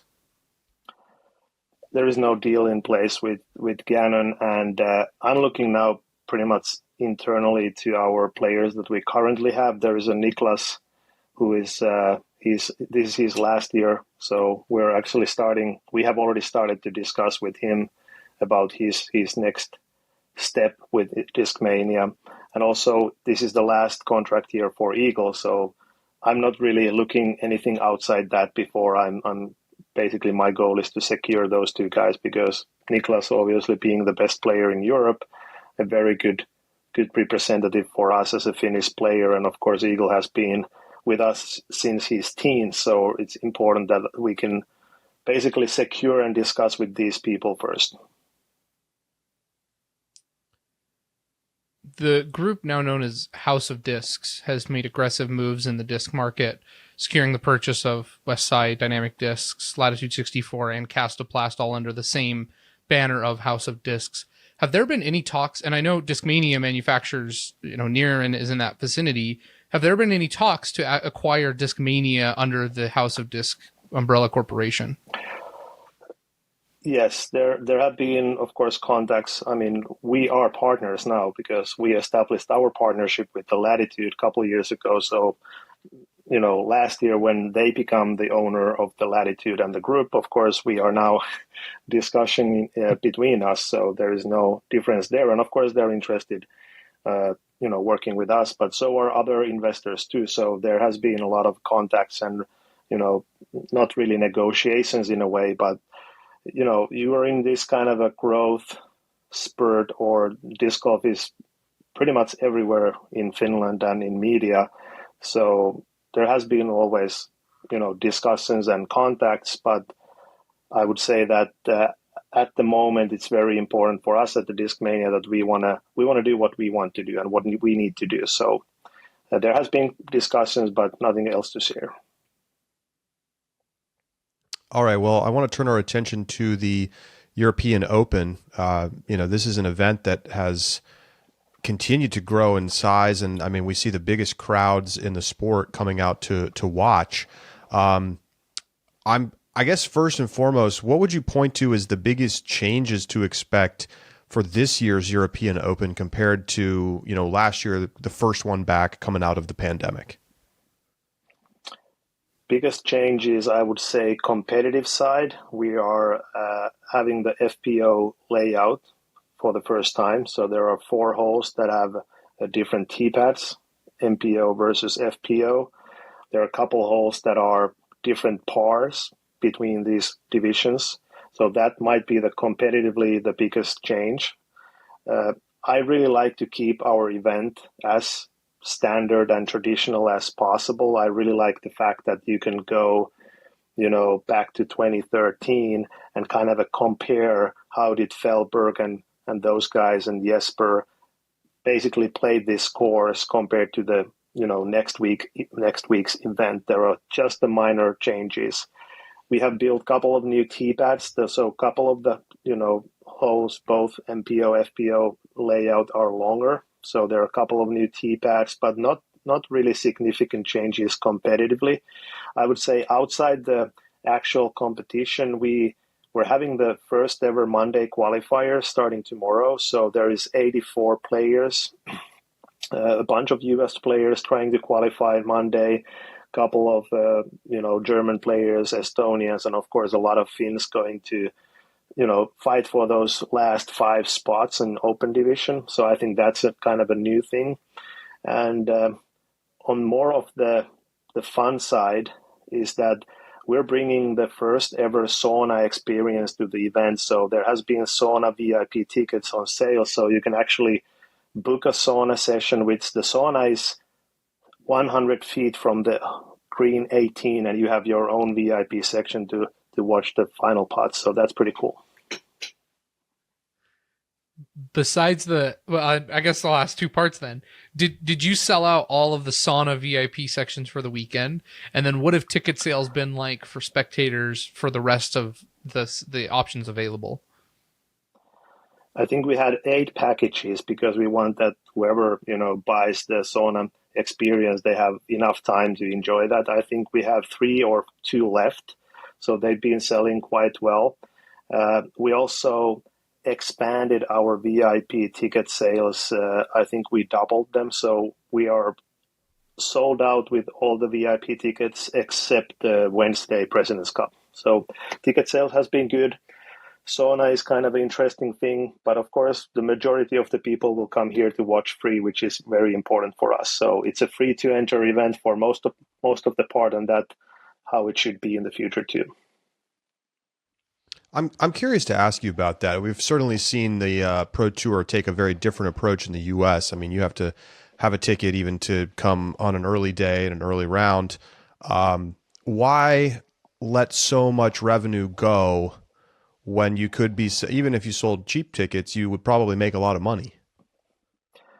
Well, this is twofold, especially in Nokia where we are having this tournament. It's a very central location. So you, Charlie, you come here for the first time, you kind of get to feel that this is not like a, golf course that you can fence and ticket. It's pretty much every person has an access to the park in many ways. So closing the park is not feasible. It would cost as much as the ticket sales pretty much, and it would require a lot of, overseeing and management for that. And the other thing is that we have a great partner, City of Nokia, and they are pretty much supporting us because this is a free to enter event. So one of their requirements is that it needs to be free for everybody. So those are the 2 main things, and special kind of stipulations in Nokia. Of course, we're losing ticket sales in a way, but at the same time, the European Open has always being remembered as the most spectating event, and that's a good title to have. Do you have an extensive spectator area that has accommodations like food trucks or beverages and discs and the fly marts? Is that something that is another opportunity for you to make revenue by having a wide assortment of vendors at the event? Absolutely. I think the coin side of having the free to enter, event is that you have more people in, so you can you can offer more services to them. So there will be a street food area. I think we have 5 to 6 trucks coming to serve all the spectators and players and staff alike. And of course, we are putting a lot of effort to our pro shop. So last year we kind of made the pro shop first time a very nice, and I think we had over 200,000 euro sales on that week. So the disc sales are good, and it's important part of the revenue. Since you're the head of media, and I was curious about what was going to happen with the European Open. Obviously, we had the Disc Golf World Tour back in the day, and kind of trying to do your own thing. And then, I was wondering when last year's European Open came around, who was going to be doing the live coverage. It was ultimately on DGN, as it will be this year. There's no special pay-per-view this year. It's all under the same DGN subscription. What is the relationship that you have with DGN and the Pro Tour? Are they writing you a big check to be able to broadcast the event, or how all does that work? Yeah, I think our relationship with the DGN and the Pro Tour is pretty similar than I would guess that the US GGC and Jonathan Poole has. So these are PDGA majors are kind of a special cases. First of all, as a sanctioning, these are the events that have pretty much the most interest outside, world championships. So there's a lot of interest to whether to play, spectate, or cover this event. So there is nothing different than the Wimbledon tennis tournament that just took place, that broadcasting rights are a big part of the budget. So of course we have a deal in place with the DGN that they have the full media rights, and of course I'm selling those rights to them, and then of course they are trying to get this I would say beneficial and mutual for everybody. So this is kind of a normal business that all the professional events should have, and we will have too.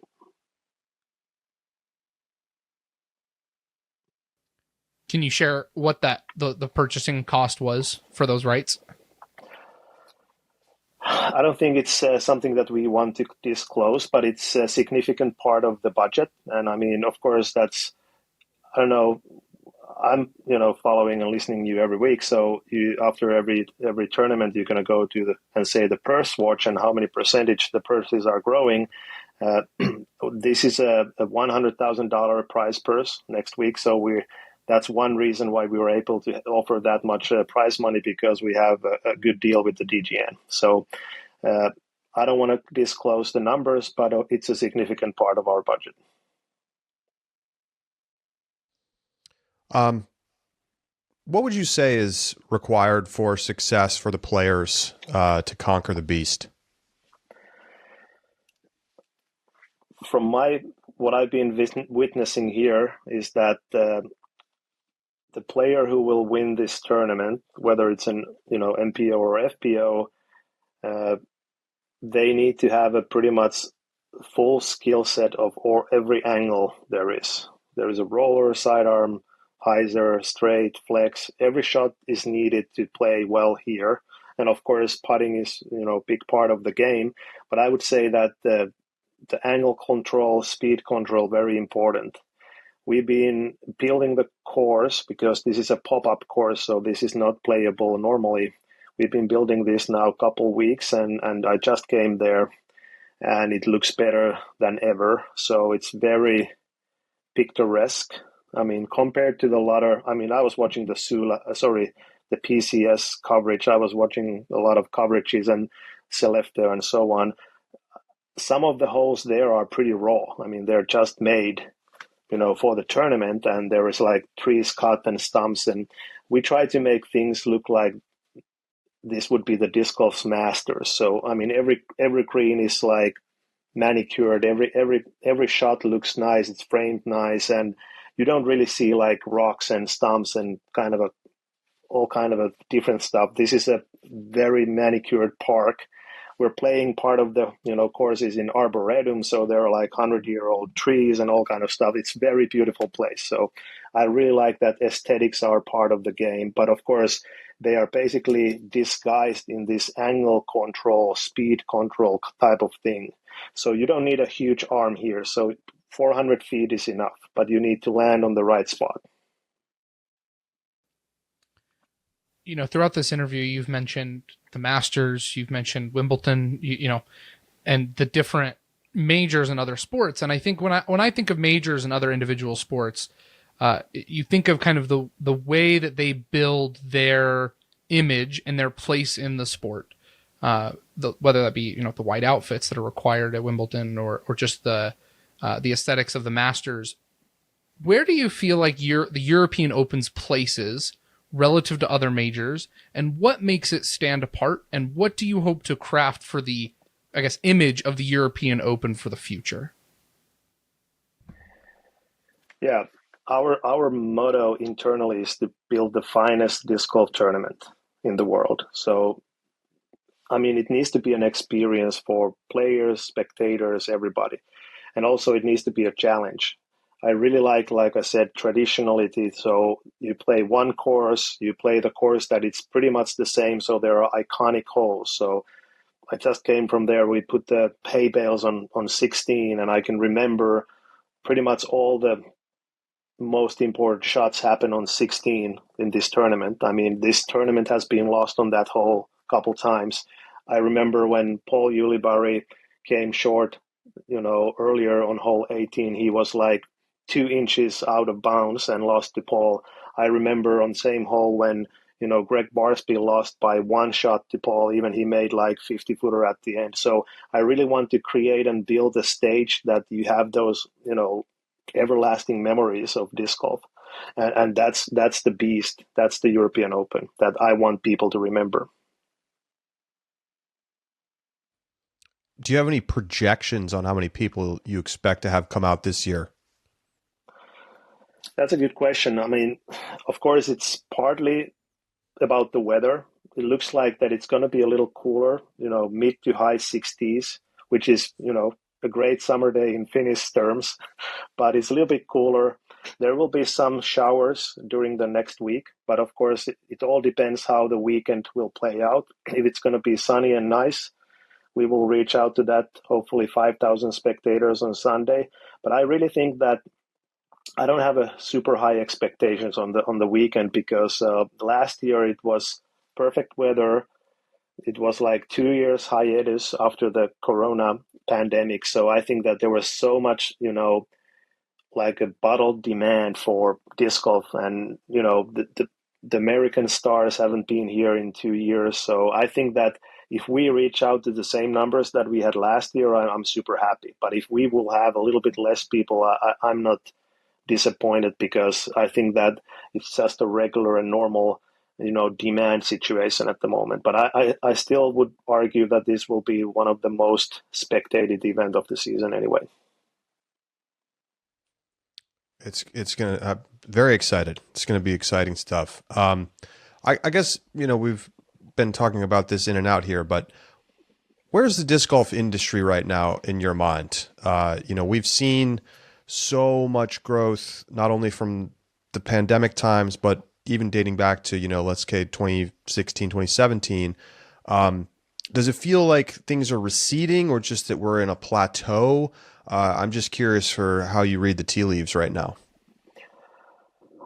I've been following it, of course, very closely, and you can look at these two sides. You can go and see the online traffic. You can see that, okay, there was a jump 2021, 2022 early, and now it's coming back a little bit down. So, of course, that's normal. I mean, I think that compared to other outdoor activities and sports, disc golf is not doing the worst, probably not doing the best, but doing similarly than all the other outdoor sports like, you know, mountain biking, trail running, and all that stuff.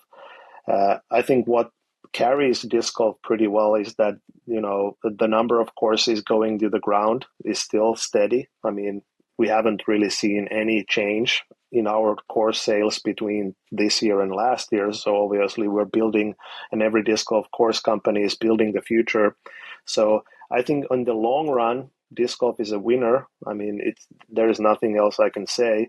In the short term, we're going to suffer because there is a high inventories, both in our places, but also in our retailers. So it's going to be like a couple of, even 2 years of, this kind of the inventory meltdown situation, and then there will be a new avenues and new areas where disc golf is growing. But definitely this is going to be a correction year for many of the companies.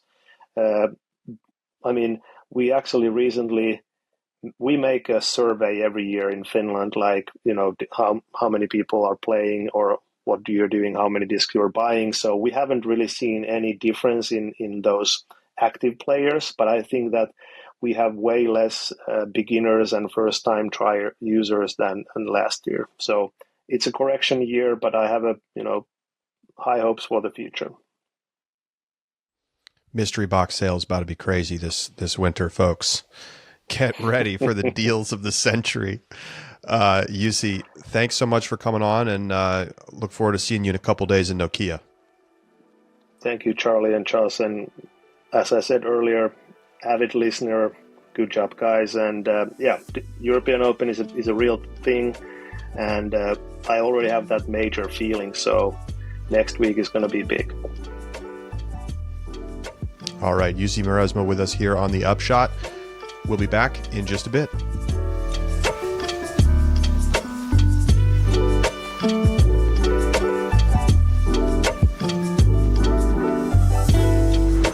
Welcome back to the Upshot. As you can see, I have changed venues once again.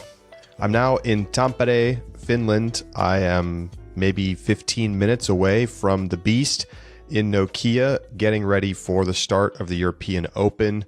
It's Tuesday night here, about 12 hours from now, going to be set to start the President's Cup and USA versus Europe. We'll get to that.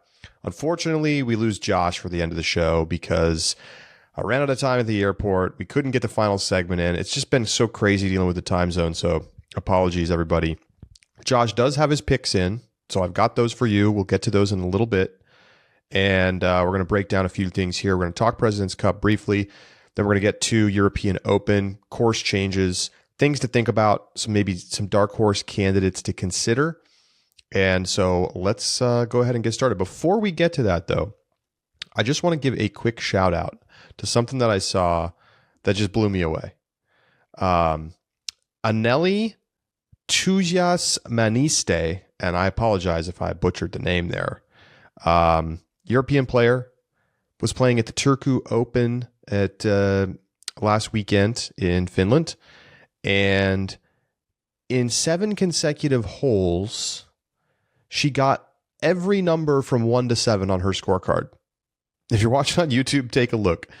She took a 5 on hole 13, then she aced from 260 feet on 14, took a 6, that's a double bogey, birdied hole 16, took another double bogey on 17 for a 7, and then parred on 18 for a 3. I don't think I've ever seen that. And now the only way to improve on that is to also have somebody get an 8, 9, and 10. I don't think it can be done without attempting to do it. But wow, what a moment. Very cool stuff. Shout out to Anneli. An ace sandwiched between a bogey and a double bogey. Wild.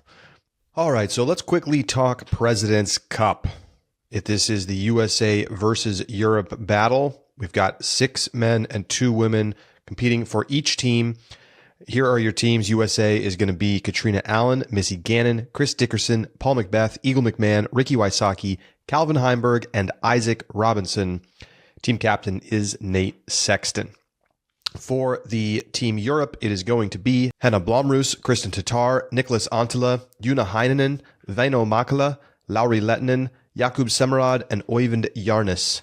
And KJ Naibo is your captain. So they're going to play 9 holes of stroke play, and then they're going to play 9 holes of match play. The stroke play is broken down into groups of 4, 2 Europeans, 2 U.S. players on each card. They play 9 holes, and then the top player in stroke play earns 4 points. Second best score gets 2 points. Third best score gets 1 point, and last place gets 0 points. If there are any ties, they split the combination of points. So, for instance, if first and second were tied, it would be 3 points each. So they do all of that. And then they have match play component where you earn points based on, winning your match. There's 24 points available in match play, 28 points available in the stroke play. And so with 52 total points, one team has to earn at least 26 and a half in order to win. The match play, there's 3 points per the winner of each match. If there's a tie, it's 1.5 points per team. So if there is a tie at the end of it all, they'll have a sudden death playoff on holes 16, 17, and 18. And all these cards will be determined during the event, like basically right before they tee off. So we'll get those cards split out. There will be live coverage of this on Disc Golf Network. And honestly, it should just be a lot of fun. The U.S. has never lost. They've mostly dominated. But there's reasons to think that Europe's got a real chance this year. Here are a few stats to keep in mind. The FPO average player rating for Europe is 7.5 points better than the USA FPO rating. Of course, Paige being out is a stinger for them, although it's not clear that Paige was going to get in anyway. She was originally a reserve. This is just the second time that the European FPO combination has been higher rated than the US. So the last time it happened, it wasn't last year, it was 2006. So they legitimately have an edge. Of course, a lot of that is coming from Kristen. On the MPO side, it's definitely not as good of a story for Europe. The USA MPOs are average rating is about 15.5 points above the European average rating. Now, overall, this is the closest it's ever been since 2006 when you look at both groups together. For the MPO, this is the closest gap since 2009. So we are seeing that the MPO quality is higher, the FPO quality is higher, and you have to imagine like they have a legitimate chance. I mean, especially on this course and these holes, it feels like there's opportunity for, for instance, Henna Blomroos to punch above her weight compared to a typical event. So, we've seen her play well here in the past. It's all going to come down for me to what happens with the MPO players from Europe. Can Heinonen, Makala, Lettinen step up? I'm not worried about Nicholas, but I think, Semerad, Yarnis, like these guys are good, but they're going to have to play up to be able to compete with the way we've seen Macbeth and Eagle play here. Dickerson is so good with his angle control and landing zones. Ricky's been playing better. Calvin is obviously in great form. Isaac Robinson. I mean, it's just every match is going to feel like an advantage for the U.S. on that side. So can they pick up enough points in stroke play to keep it close in match play? And then, hey, once you get to match play, it all comes down to the matchups. So it should be fun. USA certainly going to be the favorites. I would probably put them at about an 80%, 85% chance to win. But I think Europe's got a real shot at it. So it should be fun. They're playing holes 1, 2, 3, 9, 10, 11, 16, 17, 18. That's both for the stroke play and for the match play. So 18 total holes. And, it's mostly fun and good vibes until it gets down to the end late. And then people start to buckle down. It's like the NBA All-Star game. So it should be fun. And again, that starts tomorrow afternoon in Europe, which means that it's going to be bright and early in the US. So let's talk now European Open. Got some great background from UC on some of the changes.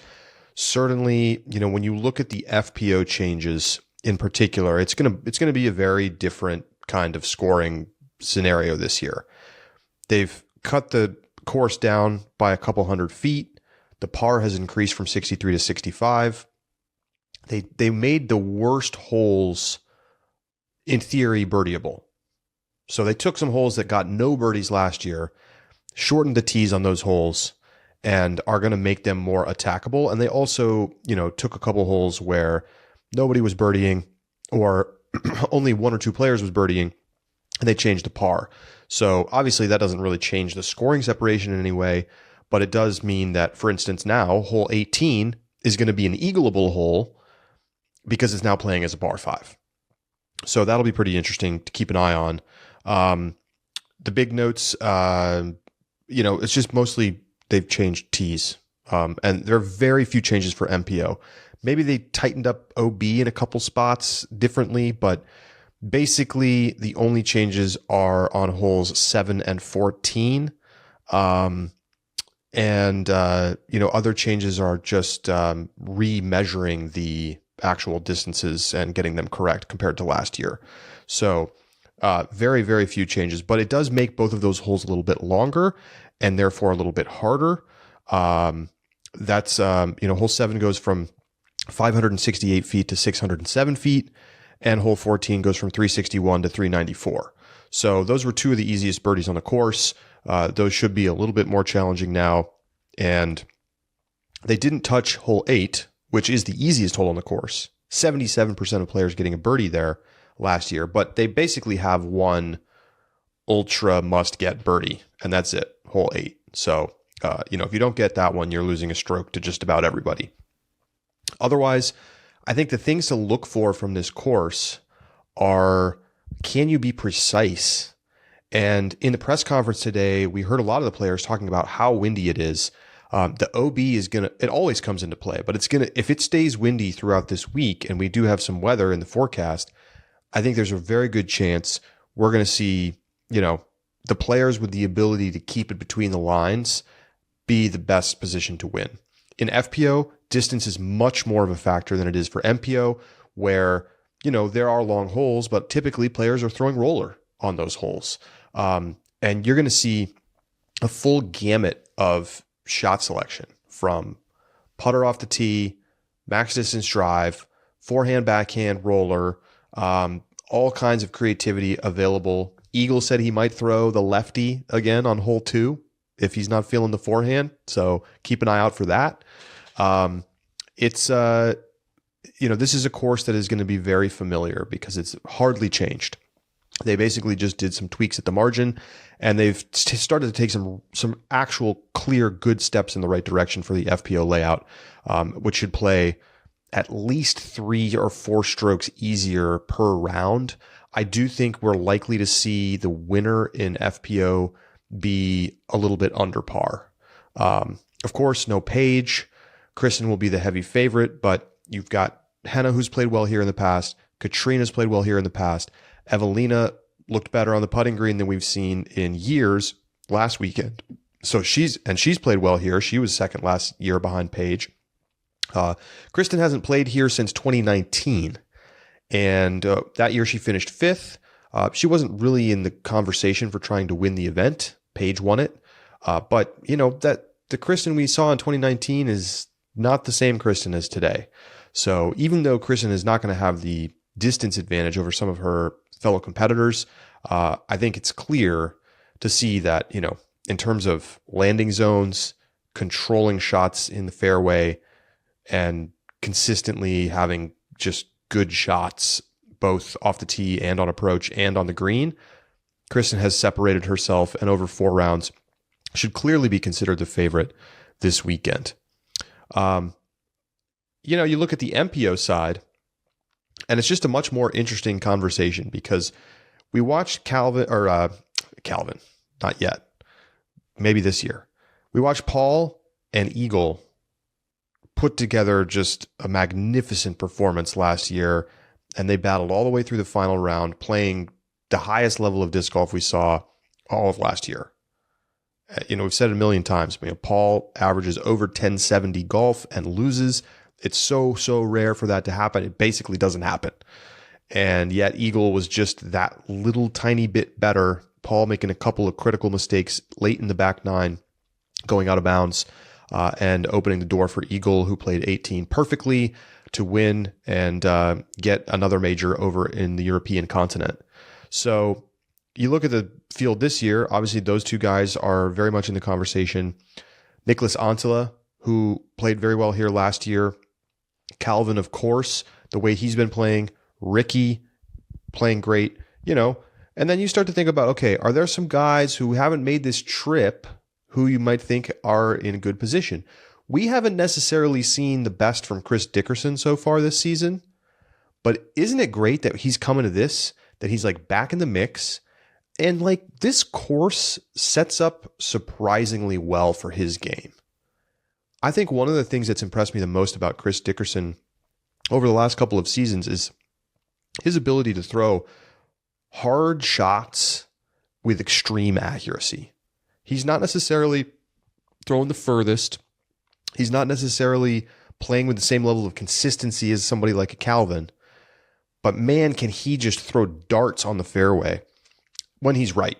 And I don't know if he's going to be right. I mean, we haven't seen that much of Chris this year. And what we have seen hasn't been amazing. I mean, he's coming off of 17th, 18th, 47th at DDO, Des Moines, and Preserve. It's not been his season so far, but I do not want to count him out here because I think that his style of game with the putting sets up decently well for him to be successful. And then, what about guys we've seen kind of shredding, like Aaron Gossage was very precise at the PCS Open. The putter is a problem. And, that's going to have to be something that he addresses long term. I don't think he's going to win, but he's got a shot at it. How about James Conrad? So many guys are going to be in the mix because of the way this course sets up. It's not complicated. The course is not complicated. It's challenging. It asks a lot of you. It asks you to throw different kinds of shots throughout the course. But it isn't like you watch it played and you can imagine, okay, like I know what I would do on that hole. There's not like all kinds of crazy, bizarre OB. I mean, there is OB. It's tight. It's going to challenge you to throw certain shots, but it's not like this. This course is logical. It makes a lot of sense and doesn't feel like it's just trying to do hard stuff for hard stuff's sake. It's like, hey, can you execute 2 really good 400-foot shots? And you can't pull it too far right or left. That's why it's a great course. It has some of the feel of a Winthrop because of the kind of like the park that it's laid out in, but much less of the gimmick. So, there's a couple of weird spots on the course where you have to go around the corner of the fence on hole 2, and there's some funky stuff because you got to, the soccer field is OB. This is a multi-use park, but it makes the most of that, and with thousands of people lining the fairways, there's going to be no lack of clarity around where they need to throw. So it should be super fun. I kind of wonder, beyond Nicklaus, are there Europeans who could compete and be dangerous this weekend? Nicklaus, the highest rated player from Europe in the tournament, 1037. Lauri Lehtinen is in second in that list. Lauri obviously has been dealing with, he was away a bunch and he hasn't played much. He hasn't played at all in the U.S. He was at PCS, but he got a brutal blister and dropped out, DNF'd. So is that going to be a problem for him? Hard to feel like he's the guy to pick in this case. Vaino Makala, certainly a legend of Finnish disc golf, but just hasn't been good enough to really be considered a real contender this weekend. Interesting stat. No one's ever won their first major at the European Open. Perhaps that could change. Calvin, he's hunting for number 1. Macbeth is trying to get back in the winner's circle after dominating this event every year up until he lost to Eagle, on the final 2 holes a year ago. Kristen is looking for her career Grand Slam here.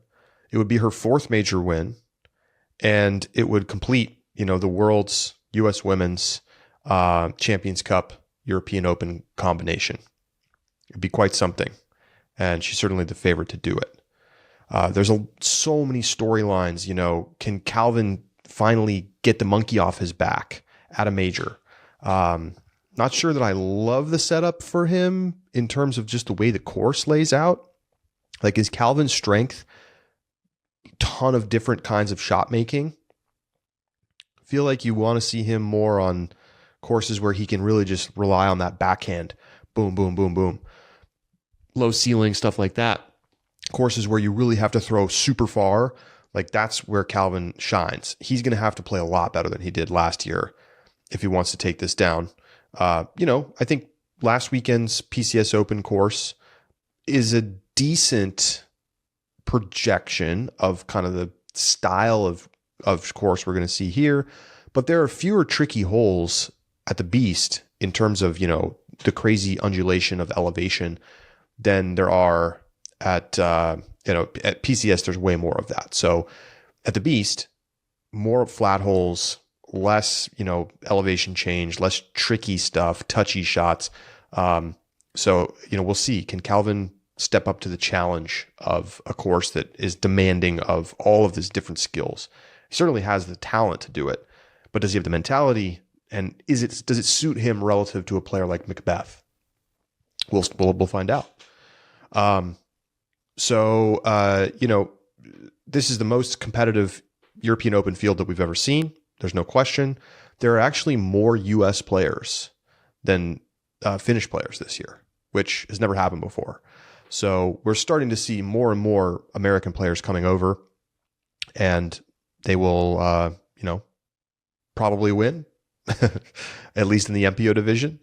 But I think this tournament continues to, the competition level is beginning to really match the rest of this tournament.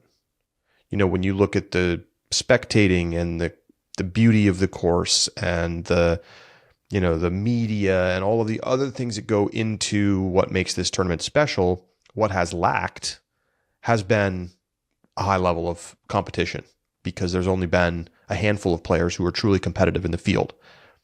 Last year, things were better.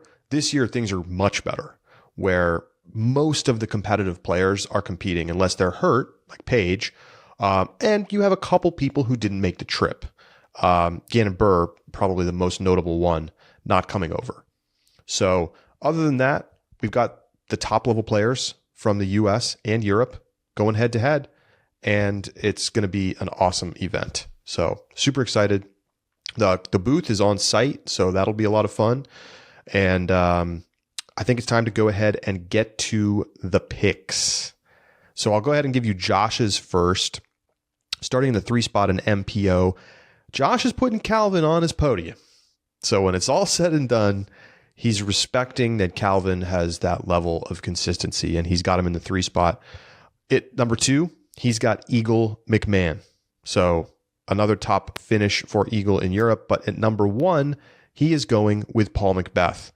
And having talked to him about it, before this and on the rapid reacts for the PCS, it's just Paul's level of play and current form looks very well suited in combination with the way he's played here in the past on this course that's barely changed over the last 5-6 years. That combination makes him such a potent player here, and I think an easy pick to make. So Josh has Macbeth back on top. In some ways, it's hard to believe, considering that, he probably hasn't picked Macbeth in months. My MPO lineup, I've got Eagle in the 3 spot. I think Eagle's entirely capable of winning this thing again and going back to back. But I don't know if I totally see that he is in form right now. That's the problem for me. Last year we had an unknown, right? It was unknown Eagle. He hadn't been playing. And then he showed up and he played incredible. Eagle has been playing. It's been a little bit in and out with the injury stuff, but he played good at PCS, but it was a little shot-making issues. He was, not always hitting his lines. And if you're having problems with that, you will get burned at Nokia. So I expect him to play great. I think he loves this environment. I think he always excels in Europe, but I don't have him winning it. In the 2 spot, I've got Nicholas Antela coming up short just yet again at another major. He has been close here in the past. He has been close at many majors in the past, as we discussed. And Macbeth is my number 1 pick. So I'm taking Macbeth. I think he sold me last week. It's that simple. I look around and I think about what this course demands and the variety of skills required and what we've seen from players here in the past. I just think that he's ready to roll. Like, he has tuned up on courses that require this kind of precision over the last 2 months, and it's his time to shine. So the double Macbeth combo for me and Josh. On the FPO side, I am taking Katrina Allen in the 3 spot. She's finished on the podium here in the past. Obviously, it was kind of a different era back then with the amount of high quality players that were in the tournament. But I like Katrina's ability to excel on, a course that requires different kinds of shot making. Love her turnover backhand. She's a great roller thrower. The putting's never looked better. I think she has a real chance to win. And she doesn't bring it every week, but when she does bring it, she's clearly shown that she can beat Kristen. And I think that she and Kristen, from a distance perspective, feel pretty comparable. So I don't think there's a real edge there. I think the edge has just been that Kristen has been a more consistently high level player, and Kat has been a little more roller coaster, especially when it comes to getting off the tee. In the 2 spot, I have Evelina Salonen. Evelina absolutely can win this weekend. She can do it. I know she can do it.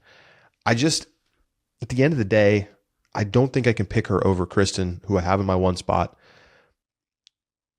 We just haven't seen enough, honestly, consistency in any part of her game. And we talk about the putter a lot, but the thing that kind of burned her this past weekend was that she got a little squirrely off the tee. She started going out of bounds. And yeah, the putting wasn't amazing, but it was serviceable. And, Kristen wasn't tearing it up on the green, but Kristen was doing a better job of not making the big mistake, not going OB. And Evelina just, couldn't quite close it out. And that was a 3-round tournament. When you give the extra round, it just overall compounds to the better player. That is Kristen right now. I do think Evelina is going to get some birdies on holes that nobody else gets. That's a huge advantage at the Beast in FPO. Huge advantage. She and Ella and the other bombers definitely are going to be able to pick up some strokes. And that's why I have her on the podium, in combination with the fact that we saw her putting so well. So number 1, Kristen Tatar, I don't really need to elaborate on that. She's the best player on earth, and she's going for the career Grand Slam, and I think she's got all the motivation in the world.